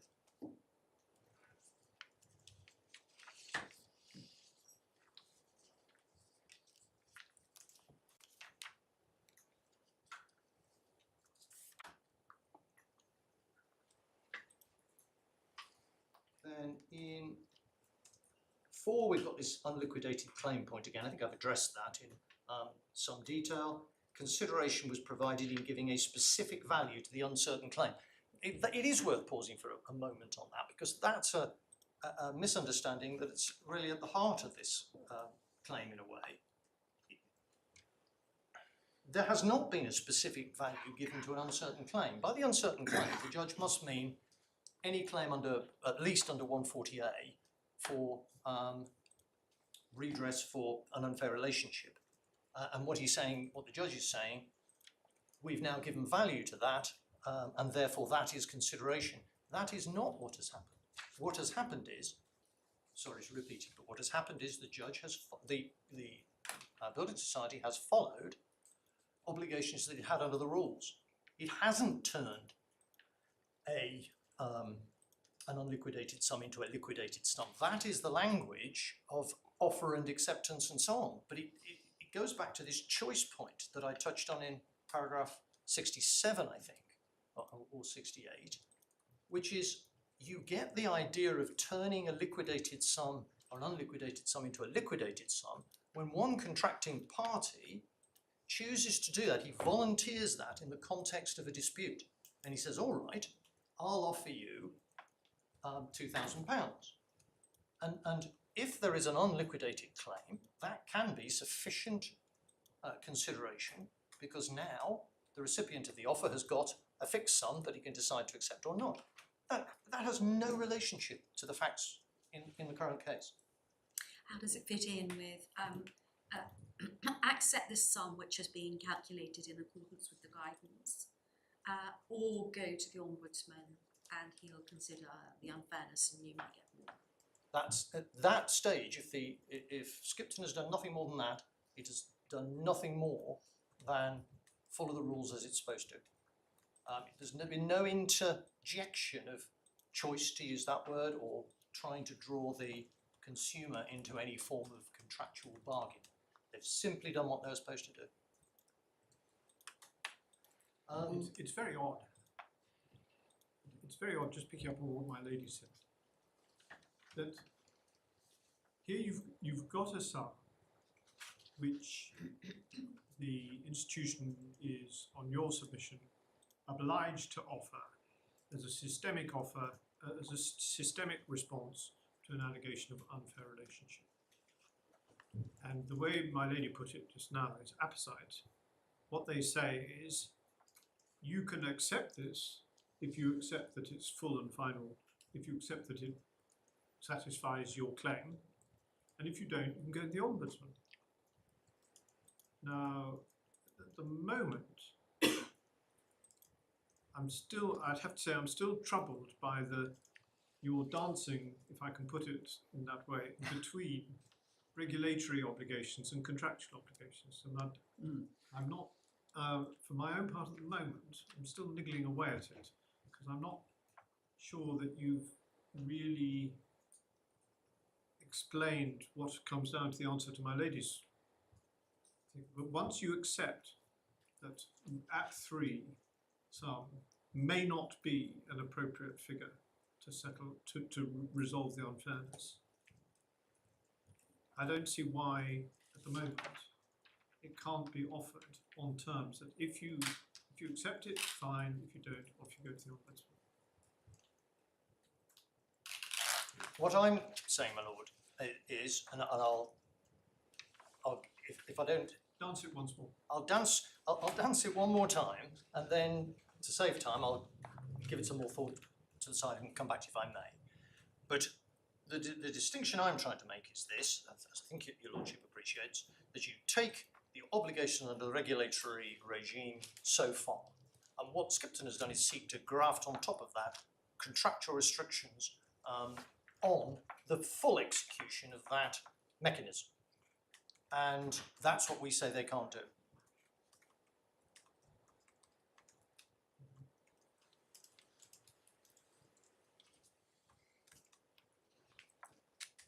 Thank you. Right. I'll try not to niggle too much. No, I obviously need to know if your lordship is I'll not. tell you if I'm still niggling. Please do. Please do. We were just going through the individual points. 5 and 6, we don't need to trouble with too much. I think there's been perhaps a little misunderstanding there. What I think the submission to the judge was that it didn't matter ultimately whether a court might decide that the building society was obliged to pay the sum or not, but the building society, as a matter of objective construction of the redress offer, clearly saw itself as being so obliged, and therefore there couldn't be consideration in seeking a promise of waiver. And I think the terminology, subjective, objective, got rather confused there, so I don't think we need to trouble ourselves with that. The reality is, you look at the letter, it's clear from the letter that Skipton thinks it's obliged to pay the money. We say it was obliged to pay the money anyway, and therefore no consideration. So 5 and 6, I don't think need trouble us too much. And 7 is an outworking of what we were just discussing in 4. Yes, if he'd rejected those, he would have been left to pursue the cause of action set out in the list from FRS. Yes, if he, of course, if he's rejected the offer, then there's been no consequence at all. We say, of course, that is broadly the position, come what may.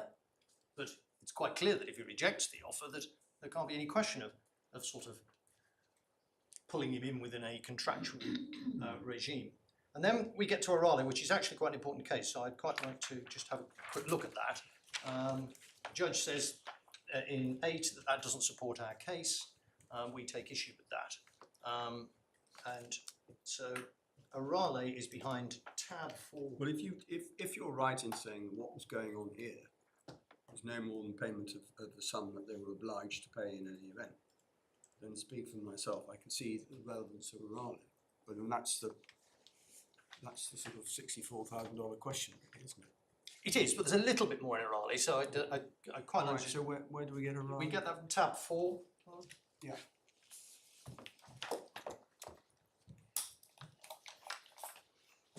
Page 62, Indeed, AB 62. just to show I'm keeping up just for once. So we see the facts in the first column. It's worth a quick look at that. July 3rd, 68, plaintiff was injured in accident in Dubai, employ of the defendants. An ordinance in Dubai provided compensation for workmen who were permanently disabled as a result of their employment. Figure was loss of left arm. Figure 4 loss of left arm was 50% of death compensation. August 68, defendants paid plaintiffs 5616 QDR in Dubai currency, being the full amount provided for by the ordinance. Plaintiff signed a receipt accepting.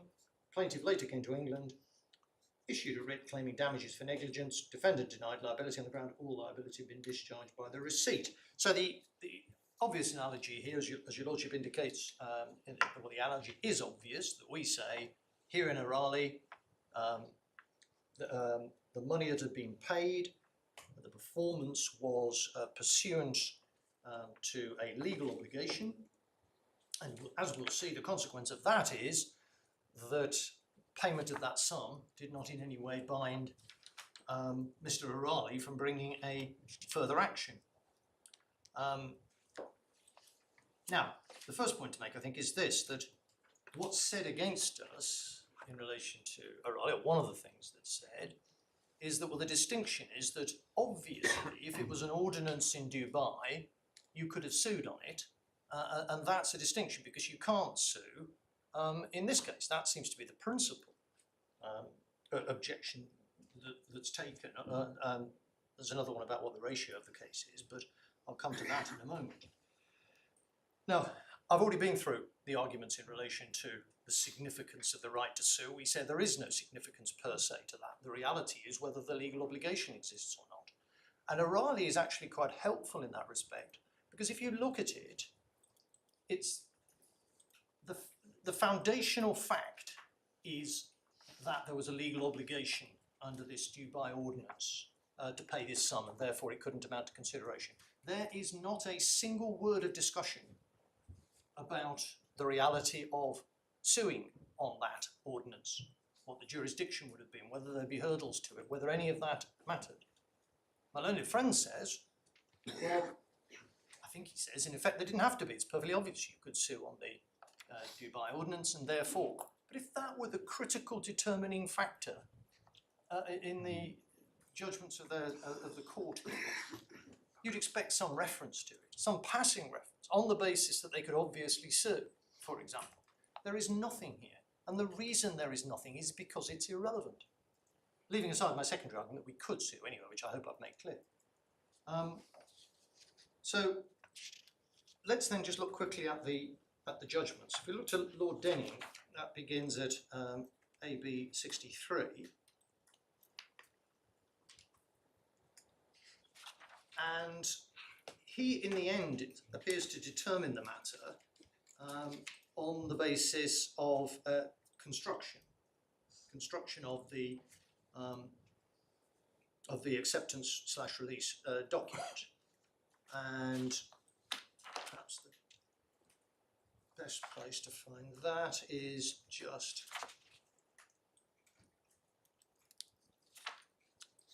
just 65. yes.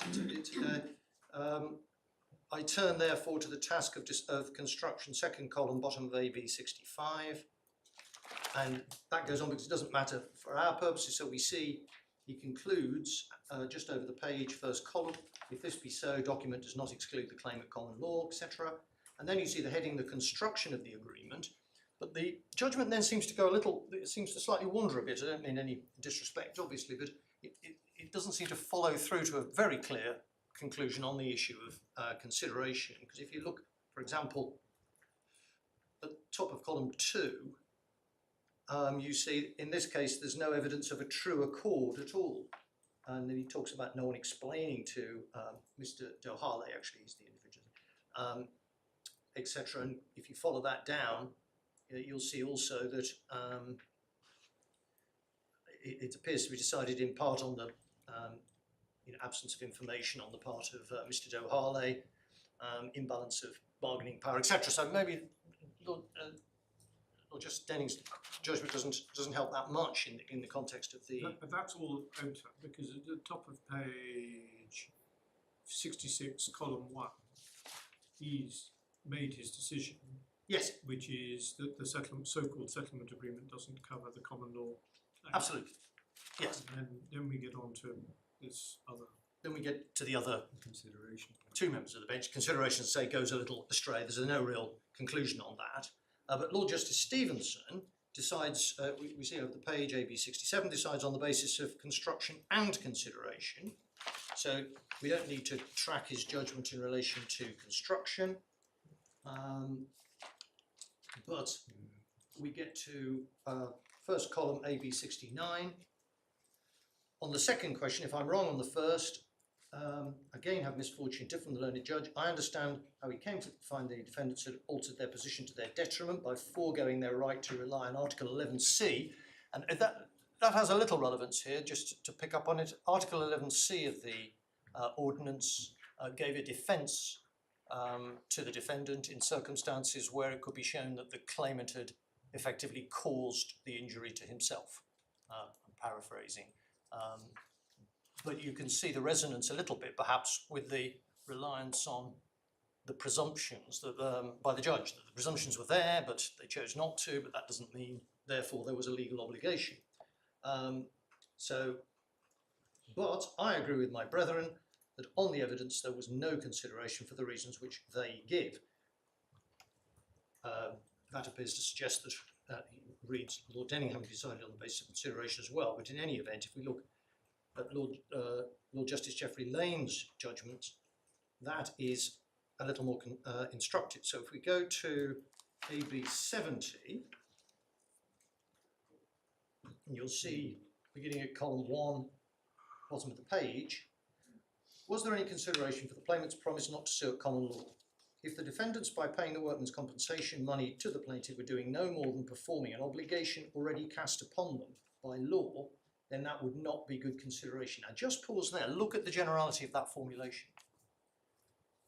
It's an obligation cast upon them by law. It doesn't say anything about in respect of which they could sue, which was enforceable as a liquidated sum, or anything of that kind.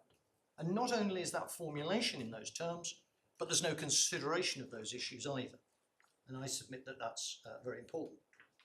But was this all the defendants were doing? It would suggest the defendants had by the document forfeited their right to raise the provisions of Article 11C in answer to the plaintiff's claim, and had thus provided the necessary consideration. So I hope you see the resonance, which is why I picked up on the choose word of the judge. That there's at the very least an implication in the judgment that that's what's happened there as well.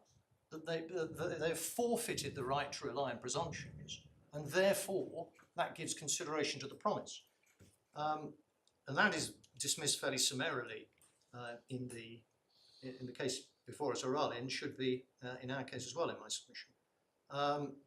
Defendants decided to pay this sum without calling in aid the provisions of Article 11 of the Ordinance, which might have barred the plaintiff from recovering anything.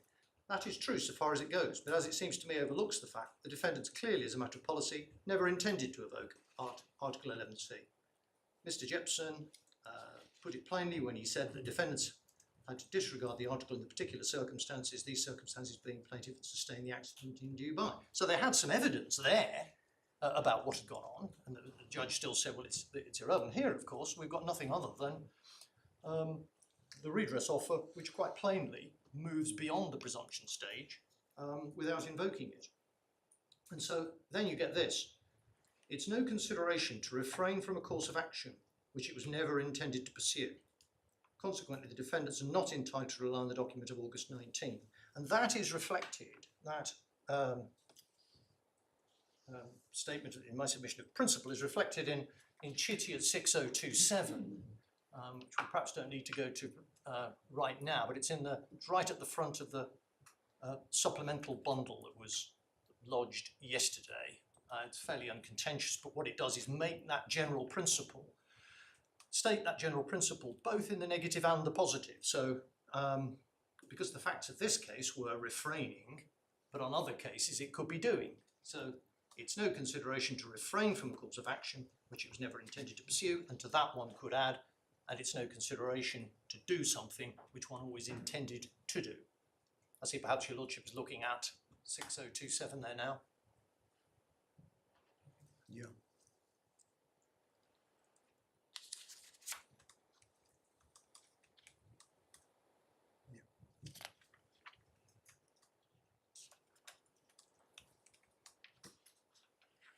Now, my learned friend, that Mr. Wheeler deals with this in paragraphs 16 to 19 of his skeleton argument. In short, he says it's difficult to understand how you can have a bipartite legal payment obligation which cannot be enforced through legal action. And as I said, this really misunderstands the process. It's a regulatory, in its first instance, it's a regulatory obligation to do it, which can be converted into a personal obligation, bipartite. But the foundation of it is a regulatory obligation imposed by law. So that point that it's hard to imagine how you have a bipartite legal obligation which cannot be enforced through legal action is irrelevant. It goes around the side of the point, because you've got to ask yourself the question, if you get to a point under a set of regulations where it is said, let's say it's said in absolute terms, you are obliged as a regulated party to act in this way, in my submission, that is an obligation under law, particularly when, as I say, it can be converted into the ability to sue for contravention. My learned friend says that the conclusions of Lord Justice Stevenson and Geoffrey Lane were obiter because the decision of the court was based on construction. I'm not sure I really follow that. I don't think it's particularly relevant, actually, but as I read it, there was a 2-1 majority in relation to construction, with Geoffrey Lane dissenting, and a 2-1 at least in favour of consideration, i.e. Lord Justice Steng didn't quite get there. But it doesn't really matter. There's no doubting the pre-existing legal obligation point. This is just a useful working through of it in a decided case. And again, he makes the point that nowhere in O'Reilly is it suggested that O'Reilly could not have sued. But you notice the negative way that's put, when the entire case against O'Reilly is premised on the basis that it must matter that you can sue. The only thing that can be said in favour of that is it doesn't mention that you couldn't. The more important point is, as I say, the court doesn't feel the need to give any consideration to that issue.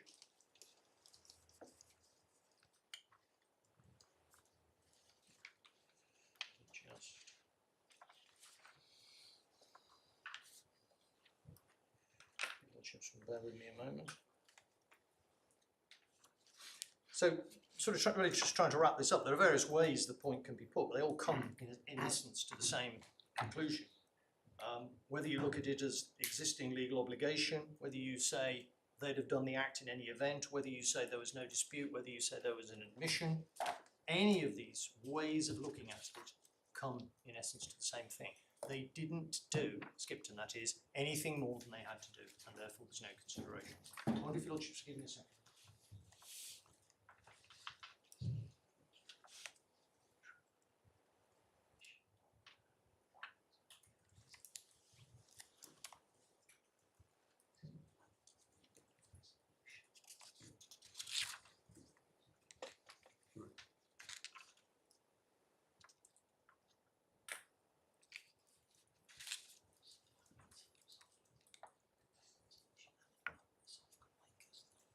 Yes, I'm reminded helpfully of this point, and the point that was concerning your lordship, that the Ombudsman Service is there for the resolution of unresolved complaints. So it's within this regulatory framework, and so is by its nature different from going and making a claim to the courts.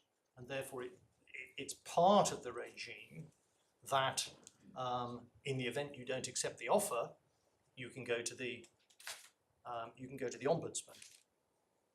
But that's all within the context of the regime and doesn't in any way interfere with, if you like, the question of what else you can and can't do.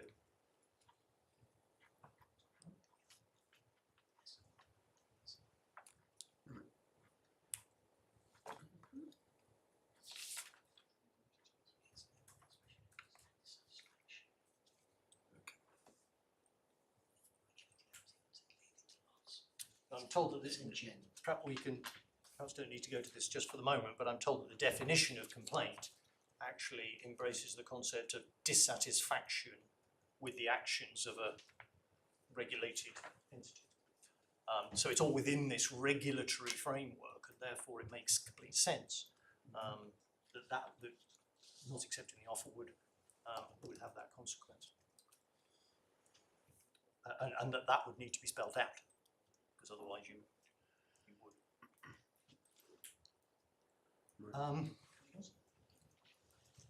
So unless there's anything else I can assist with in relation, that's the consideration point. Yeah, can I just see whether I understand the effect of your consideration point?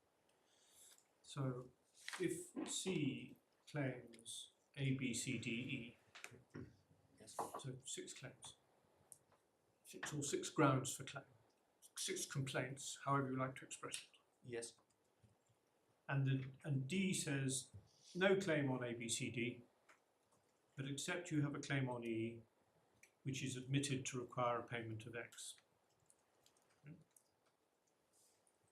think your submission is that it is not open to D to offer X in full and final satisfaction either of all claims or of the one claim where they admit that a requirement does not. That is indeed my submission, my lord.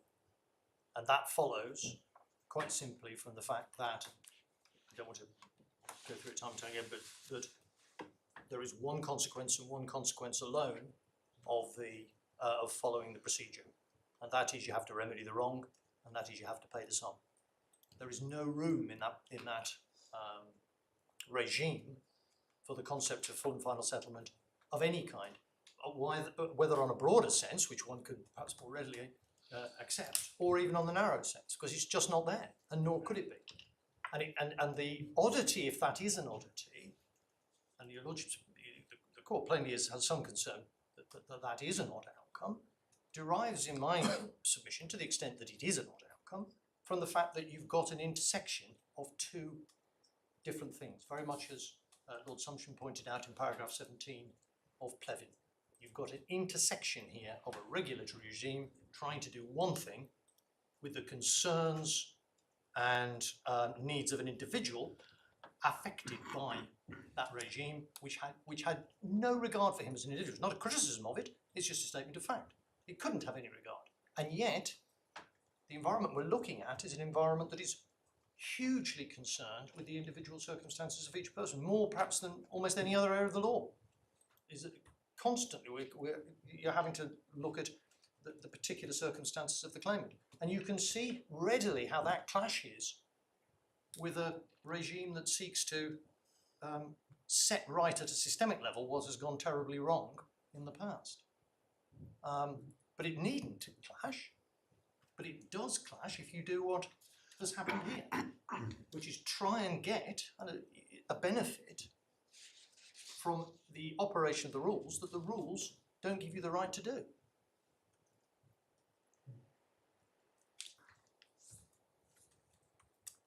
And so, unless I can give any further assistance on the question of consideration, those are my submissions.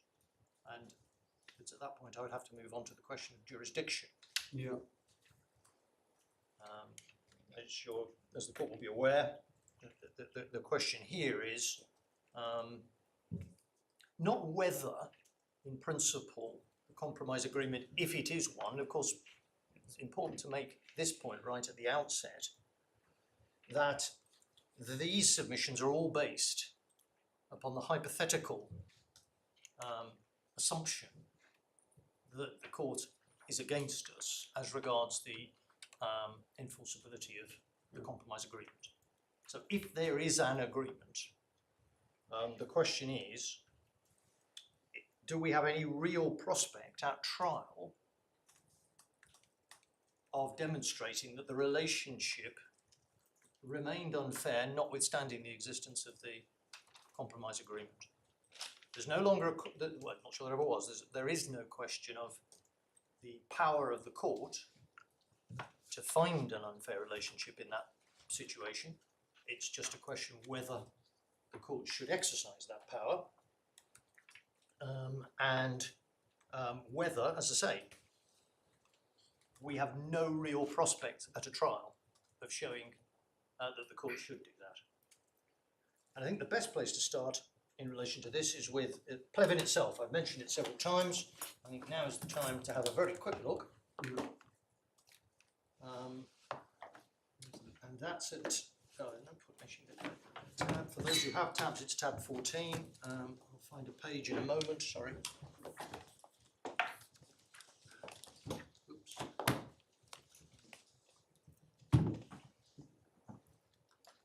Page 299.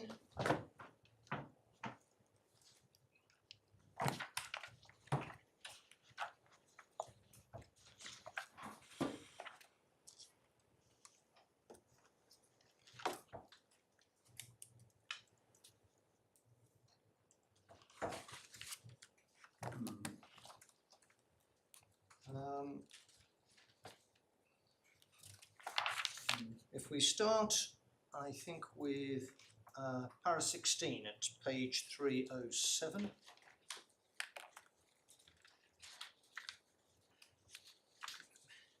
This deals with the case of Harrison that I mentioned earlier. It's the case where, if you look to halfway down para 16, you'll see the commission taken by the lender was 87%. Lord Justice Tomlinson found that quite startling, declined to find the relationship was thereby rendered unfair because no breach of the rules, either in charging the commission or in failing to disclose it. And he said this importantly at para 58. The touchstone must, in my view, be the standard imposed by the regulatory authorities pursuant to their statutory duties, not resort to a visceral instinct that the relevant conduct is beyond the pale. In that regard, it's clear that ICOB regime, after due consultation, does not require the disclosure of the receipt of the commission. That was what it was all about, really. So because they didn't require it, it couldn't give rise to an unfair relationship. So concluded Lord Justice Tomlinson. And that was rejected ultimately by Lord Sumption. We see paragraph 17. The view which a court takes of the fairness or unfairness of a debtor-creditor relationship may legitimately be influenced by the standard of commercial conduct reasonably to be expected of the creditor. The ICOB rules are some evidence of what that standard is, but they cannot be determinative of the question posed by section 140A because they are doing different things. The fundamental difference is the ICOB rules impose obligations on insurers and insurance companies. Section 140A, by comparison, doesn't impose any obligations, not concerned with the question whether the creditor or anyone else is in breach of a duty. It's concerned with the question whether the creditor's relationship with the debtor was unfair, and it may be unfair for a variety of reasons. There are other differences which flow from this. Just a little bit lower, section 140A introduces a broader sense of test of fairness applied to the particular debtor-creditor relationship, which may lead to the transaction being reopened as a matter of judicial discretion. Standard of conduct required is laid down in advance by the FSA, now the FCA, whereas the standard of fairness in a debtor-creditor relationship is a matter for the court on which it must make its own assessment. Now, the relevance of that for the consideration of the unfair relationship, including in the context of the compromise agreement, I submit is clear, but it's also quite helpful in reminding the court about this distinction between what the regulatory powers are doing and what, in this case, 140A is doing, but in our previous area of consideration, what contractual rules are doing. They're both doing different things. But if we just go over the page, starts at the bottom of 307, most of the ICOB rules, including those relating to the disclosure of commission, impose hard-edged requirements. Whereas the question of fairness involves a large element of forensic judgment. And if you just pause there for a second and think about what the court's trying to do and the requirement of a large element of forensic judgment, in my submission you can already see how difficult a summary judgment application is always going to be in these circumstances. I mean, we'll come to the actual facts in a moment, but you would think that this as starting point territory is amongst the most unlikely territory for summary judgment.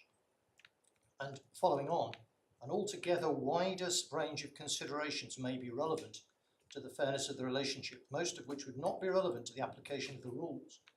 They include the characteristics of the borrower, the sophistication or vulnerability, the facts which he could reasonably expected to know or assume, the ranges of choices available to her, and the degree to which the creditor was or should have been aware of these matters. So again, obviously I invite the court to have regard to that as we consider whether summary judgment could ever have been appropriate on the facts of the current case. So then we need to go farther on in the same bundle at page AB 343 to the Hollyoak case, which the court will have seen referred to in the skeleton arguments.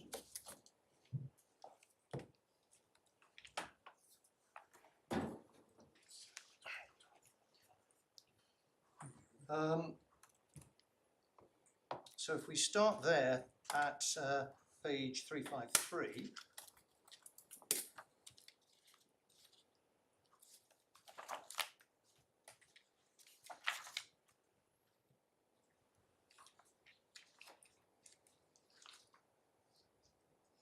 so paragraph 499, the judge makes the decision that the agreement in question is a linked transaction to the main agreement, and there's no dispute between the parties in our case that that is so no trouble with that.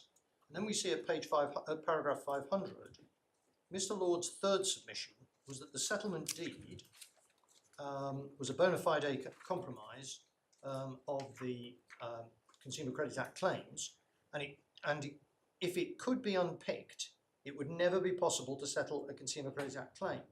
That cannot have been intended by the legislature. So the submission at this stage, when it hadn't been determined that there was jurisdiction to, as it's put there, unpick settlement agreement, was that all you have to show is it's a bona fide compromise, and that's it after that. Otherwise, as the submission says, it would never be possible to settle the Consumer Credit Act claim. So we go over the page to see what the judge thought about that. And at 501, for example, he said there is an obvious danger in holding that any agreement settling CCA claims is effective to oust the court's powers under sections 140A to C of the Consumer Credit Act, as it would open the way to lenders routinely requiring borrowers to settle any possible consumer credit action claims, which would run the risk, as Mr. Stewart submitted, of driving the proverbial coach and horses through the protection afforded by the Consumer Credit Act. And again, it's worth looking back at our previous issue through the lens of that observation. You have to be very careful to analyse exactly what's going on when institutions are seeking to settle claims at two levels. One, are they doing something they're entitled to do? And two, even if they are they doing something that falls foul of the Act? And it cannot be assumed that just because there has been agreement to the compromise in question, that there can be no unfairness. On the contrary, one has to inspect with a great deal of care. And of course, you always come back in cases of this kind to the huge imbalance of bargaining power between the financial institution and the individual, which of course requires a more than normal concern with the protections afforded by the Consumer Credit Act, because it's precisely that which it's targeted at. Oddly, of course, in Candy and Hollyoake, the parties were both very wealthy, sophisticated individuals with access to the best legal advice and so on. But very unusual for a Consumer Credit Act case, but interesting that the court still was able to investigate the relationship in the way that it did, even absent that starting point imbalance in the relative power, if you like, of the individuals. So that's the warning at 501, and then at 503, I proceed therefore on the basis the settlement deed does not act as a jurisdictional bar to the court considering whether the relationship between the parties was unfair, both in the period up to and including the entry of the deed and in the period thereafter. So that gets rid of the procedural bar. On the other hand, this is the other side of the balance, if you like, that doesn't mean the settlement deed is just to be ignored, as if it didn't exist, and we, of course... Is that a finding at 503, or is that I'm going to assume for the purposes of what comes after? I think what he's saying is I resolve the issue in that way. It is perhaps slightly oddly worded in a sense he says I proceed on that basis, but I'll be corrected, I don't think he returns to it.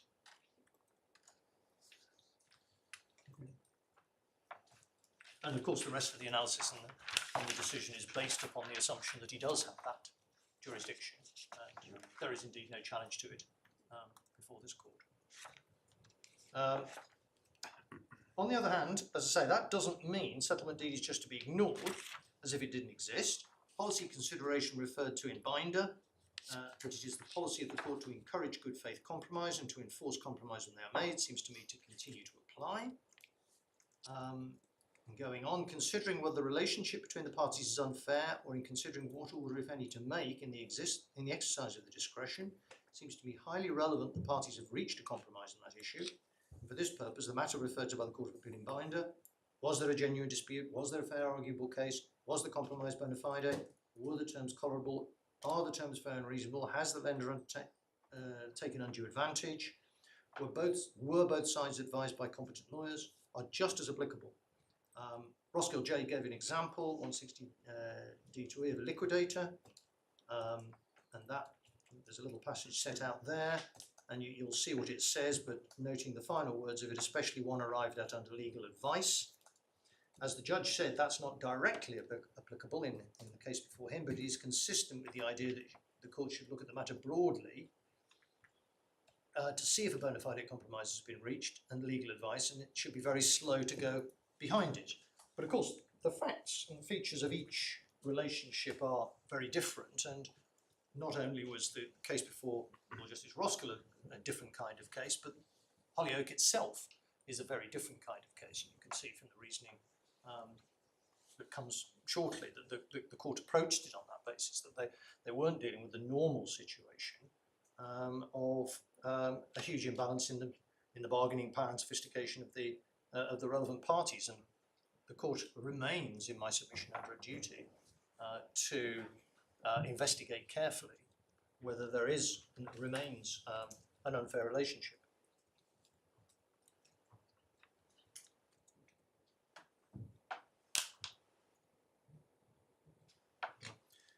So yes, I say that I'm not disputing there are competing policy considerations, but what should not happen under any circumstances are the policy considerations about protecting the consumer should just be thrown out of the window because of consent, because in many ways the protections afforded to a consumer go precisely to that question of consent. The fact that a consumer has agreed to certain things in certain circumstances is very often the target of the protection that is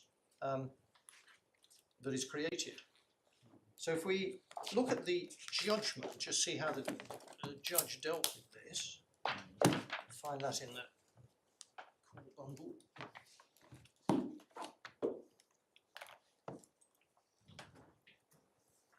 And behind divider 6, starting at page, the judgment starts at page 77. 90. We need para 92 to start off with. That is page 94, thank you, milady. You'll see the heading discussion, and there follows the judge's reasoning on this issue. He starts at paragraph 92 saying, the judge was not plainly wrong to take into account the fairness of the terms of the compromise agreement. Such an approach is consistent with Hollyoake. We don't suggest that the settlement agreement should be ignored.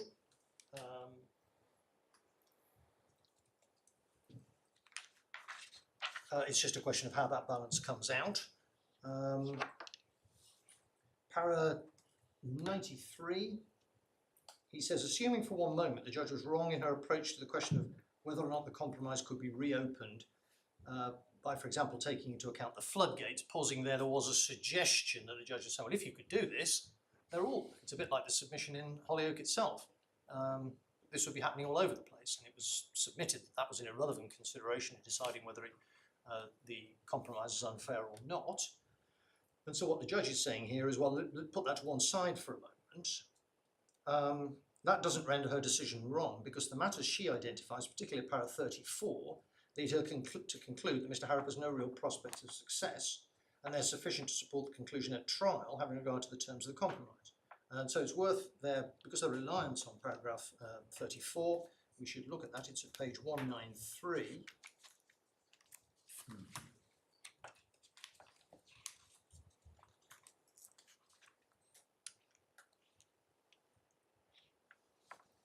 If you look, if the court has that, you can see that in terms of the argument, the whole FCA scheme results in an inherent unfairness.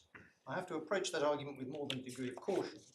I think the real submission is that you can't treat the FCA scheme as being determinative of unfairness. That's what's really said. And so what you can't do is what happened in the Black Horse Harrison case and take the regulatory guidance as your touchstone of fairness.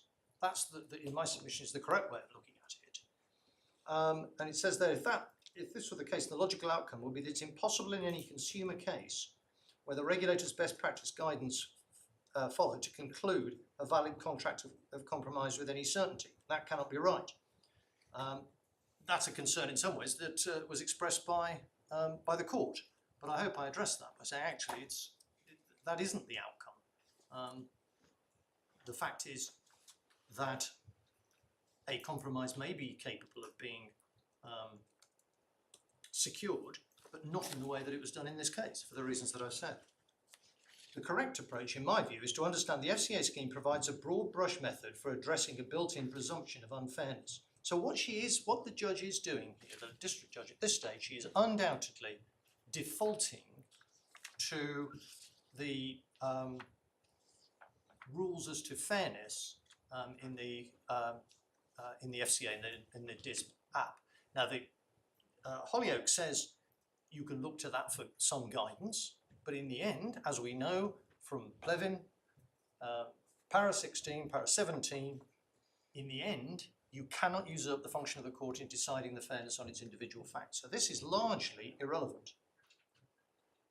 The presumption of unfairness and that broad brush method should not be determinative of the approach the court is taking to the individual unfairness of this case. There's nothing to prevent banks from offering more or rebutting the presumption, and there's nothing preventing the claimant from rejecting that approach if in their circumstances they believe the FCA model to be inadequate or inequitable redress. Measure of fairness must be looked at in the whole based on the entire facts of the case. That we accept, as I believe I have done here. There's no requirement in my view for the bank to go as far as to disclose the actual costs incurred in assisting with the provision of MPPI. We'll come to that point in a moment, which is what was argued. So in my submission, what is really being said is, look, the Skipton's done what the regulator asked them to do, and therefore really there's no room for the concept of unfairness here. And my submission is that that is not a sufficient or appropriate approach to the problem, and so the learned judge at 93, relying on that, was also wrong. He didn't carry out the exercise that he had to carry out, and in particular, he didn't carry out that neither, save for saying it wasn't, the district judge was not plainly wrong, neither of the learned judges seem to have taken any time to consider what the implications of summary judgment are in an exercise of this kind. And indeed, the deputy district judge went so far as to say, well, there won't be any more evidence than I've got now at trial, and so in effect, I suppose what she was saying, I can decide this without concerning myself. Whereas, of course, the reality is the court has to concern itself with whether there's a realistic prospect of success at trial. Well, to do that, it looks at your pleadings. It looks at the pleadings and it considers the issue as to what, if any, additional evidence might be available at trial isn't available before the district judge. I absolutely agree with that. Now, Perfectly orthodox approach to summary judgment. I would submit that it's not orthodox to submit to totally ignore the possibility of evidence based on factors that have been. Well, that's the raised. difficulty. What factors? I asked Well, you that I'm going to question come to earlier this. on. There's actually quite a lot of them. In the context of Appendix 3, I asked you specifically what the factors were you identify anywhere that take your case, as it were, out of the norm. And I'm going to come to this. If I may say, well, I didn't want to get dragged into that at that point because I was trying to deal with the other issue to which that wasn't strictly relevant. So I hope you'll forgive me for that. But there are a number of factors, and I'm going to come to those in just a moment. Well, I think you come to those at 2 o'clock. That clock seems to have either stopped or maybe the whole. Didn't even see that. All the clocks have stopped. But, so 2 o'clock, please. Call rise if able.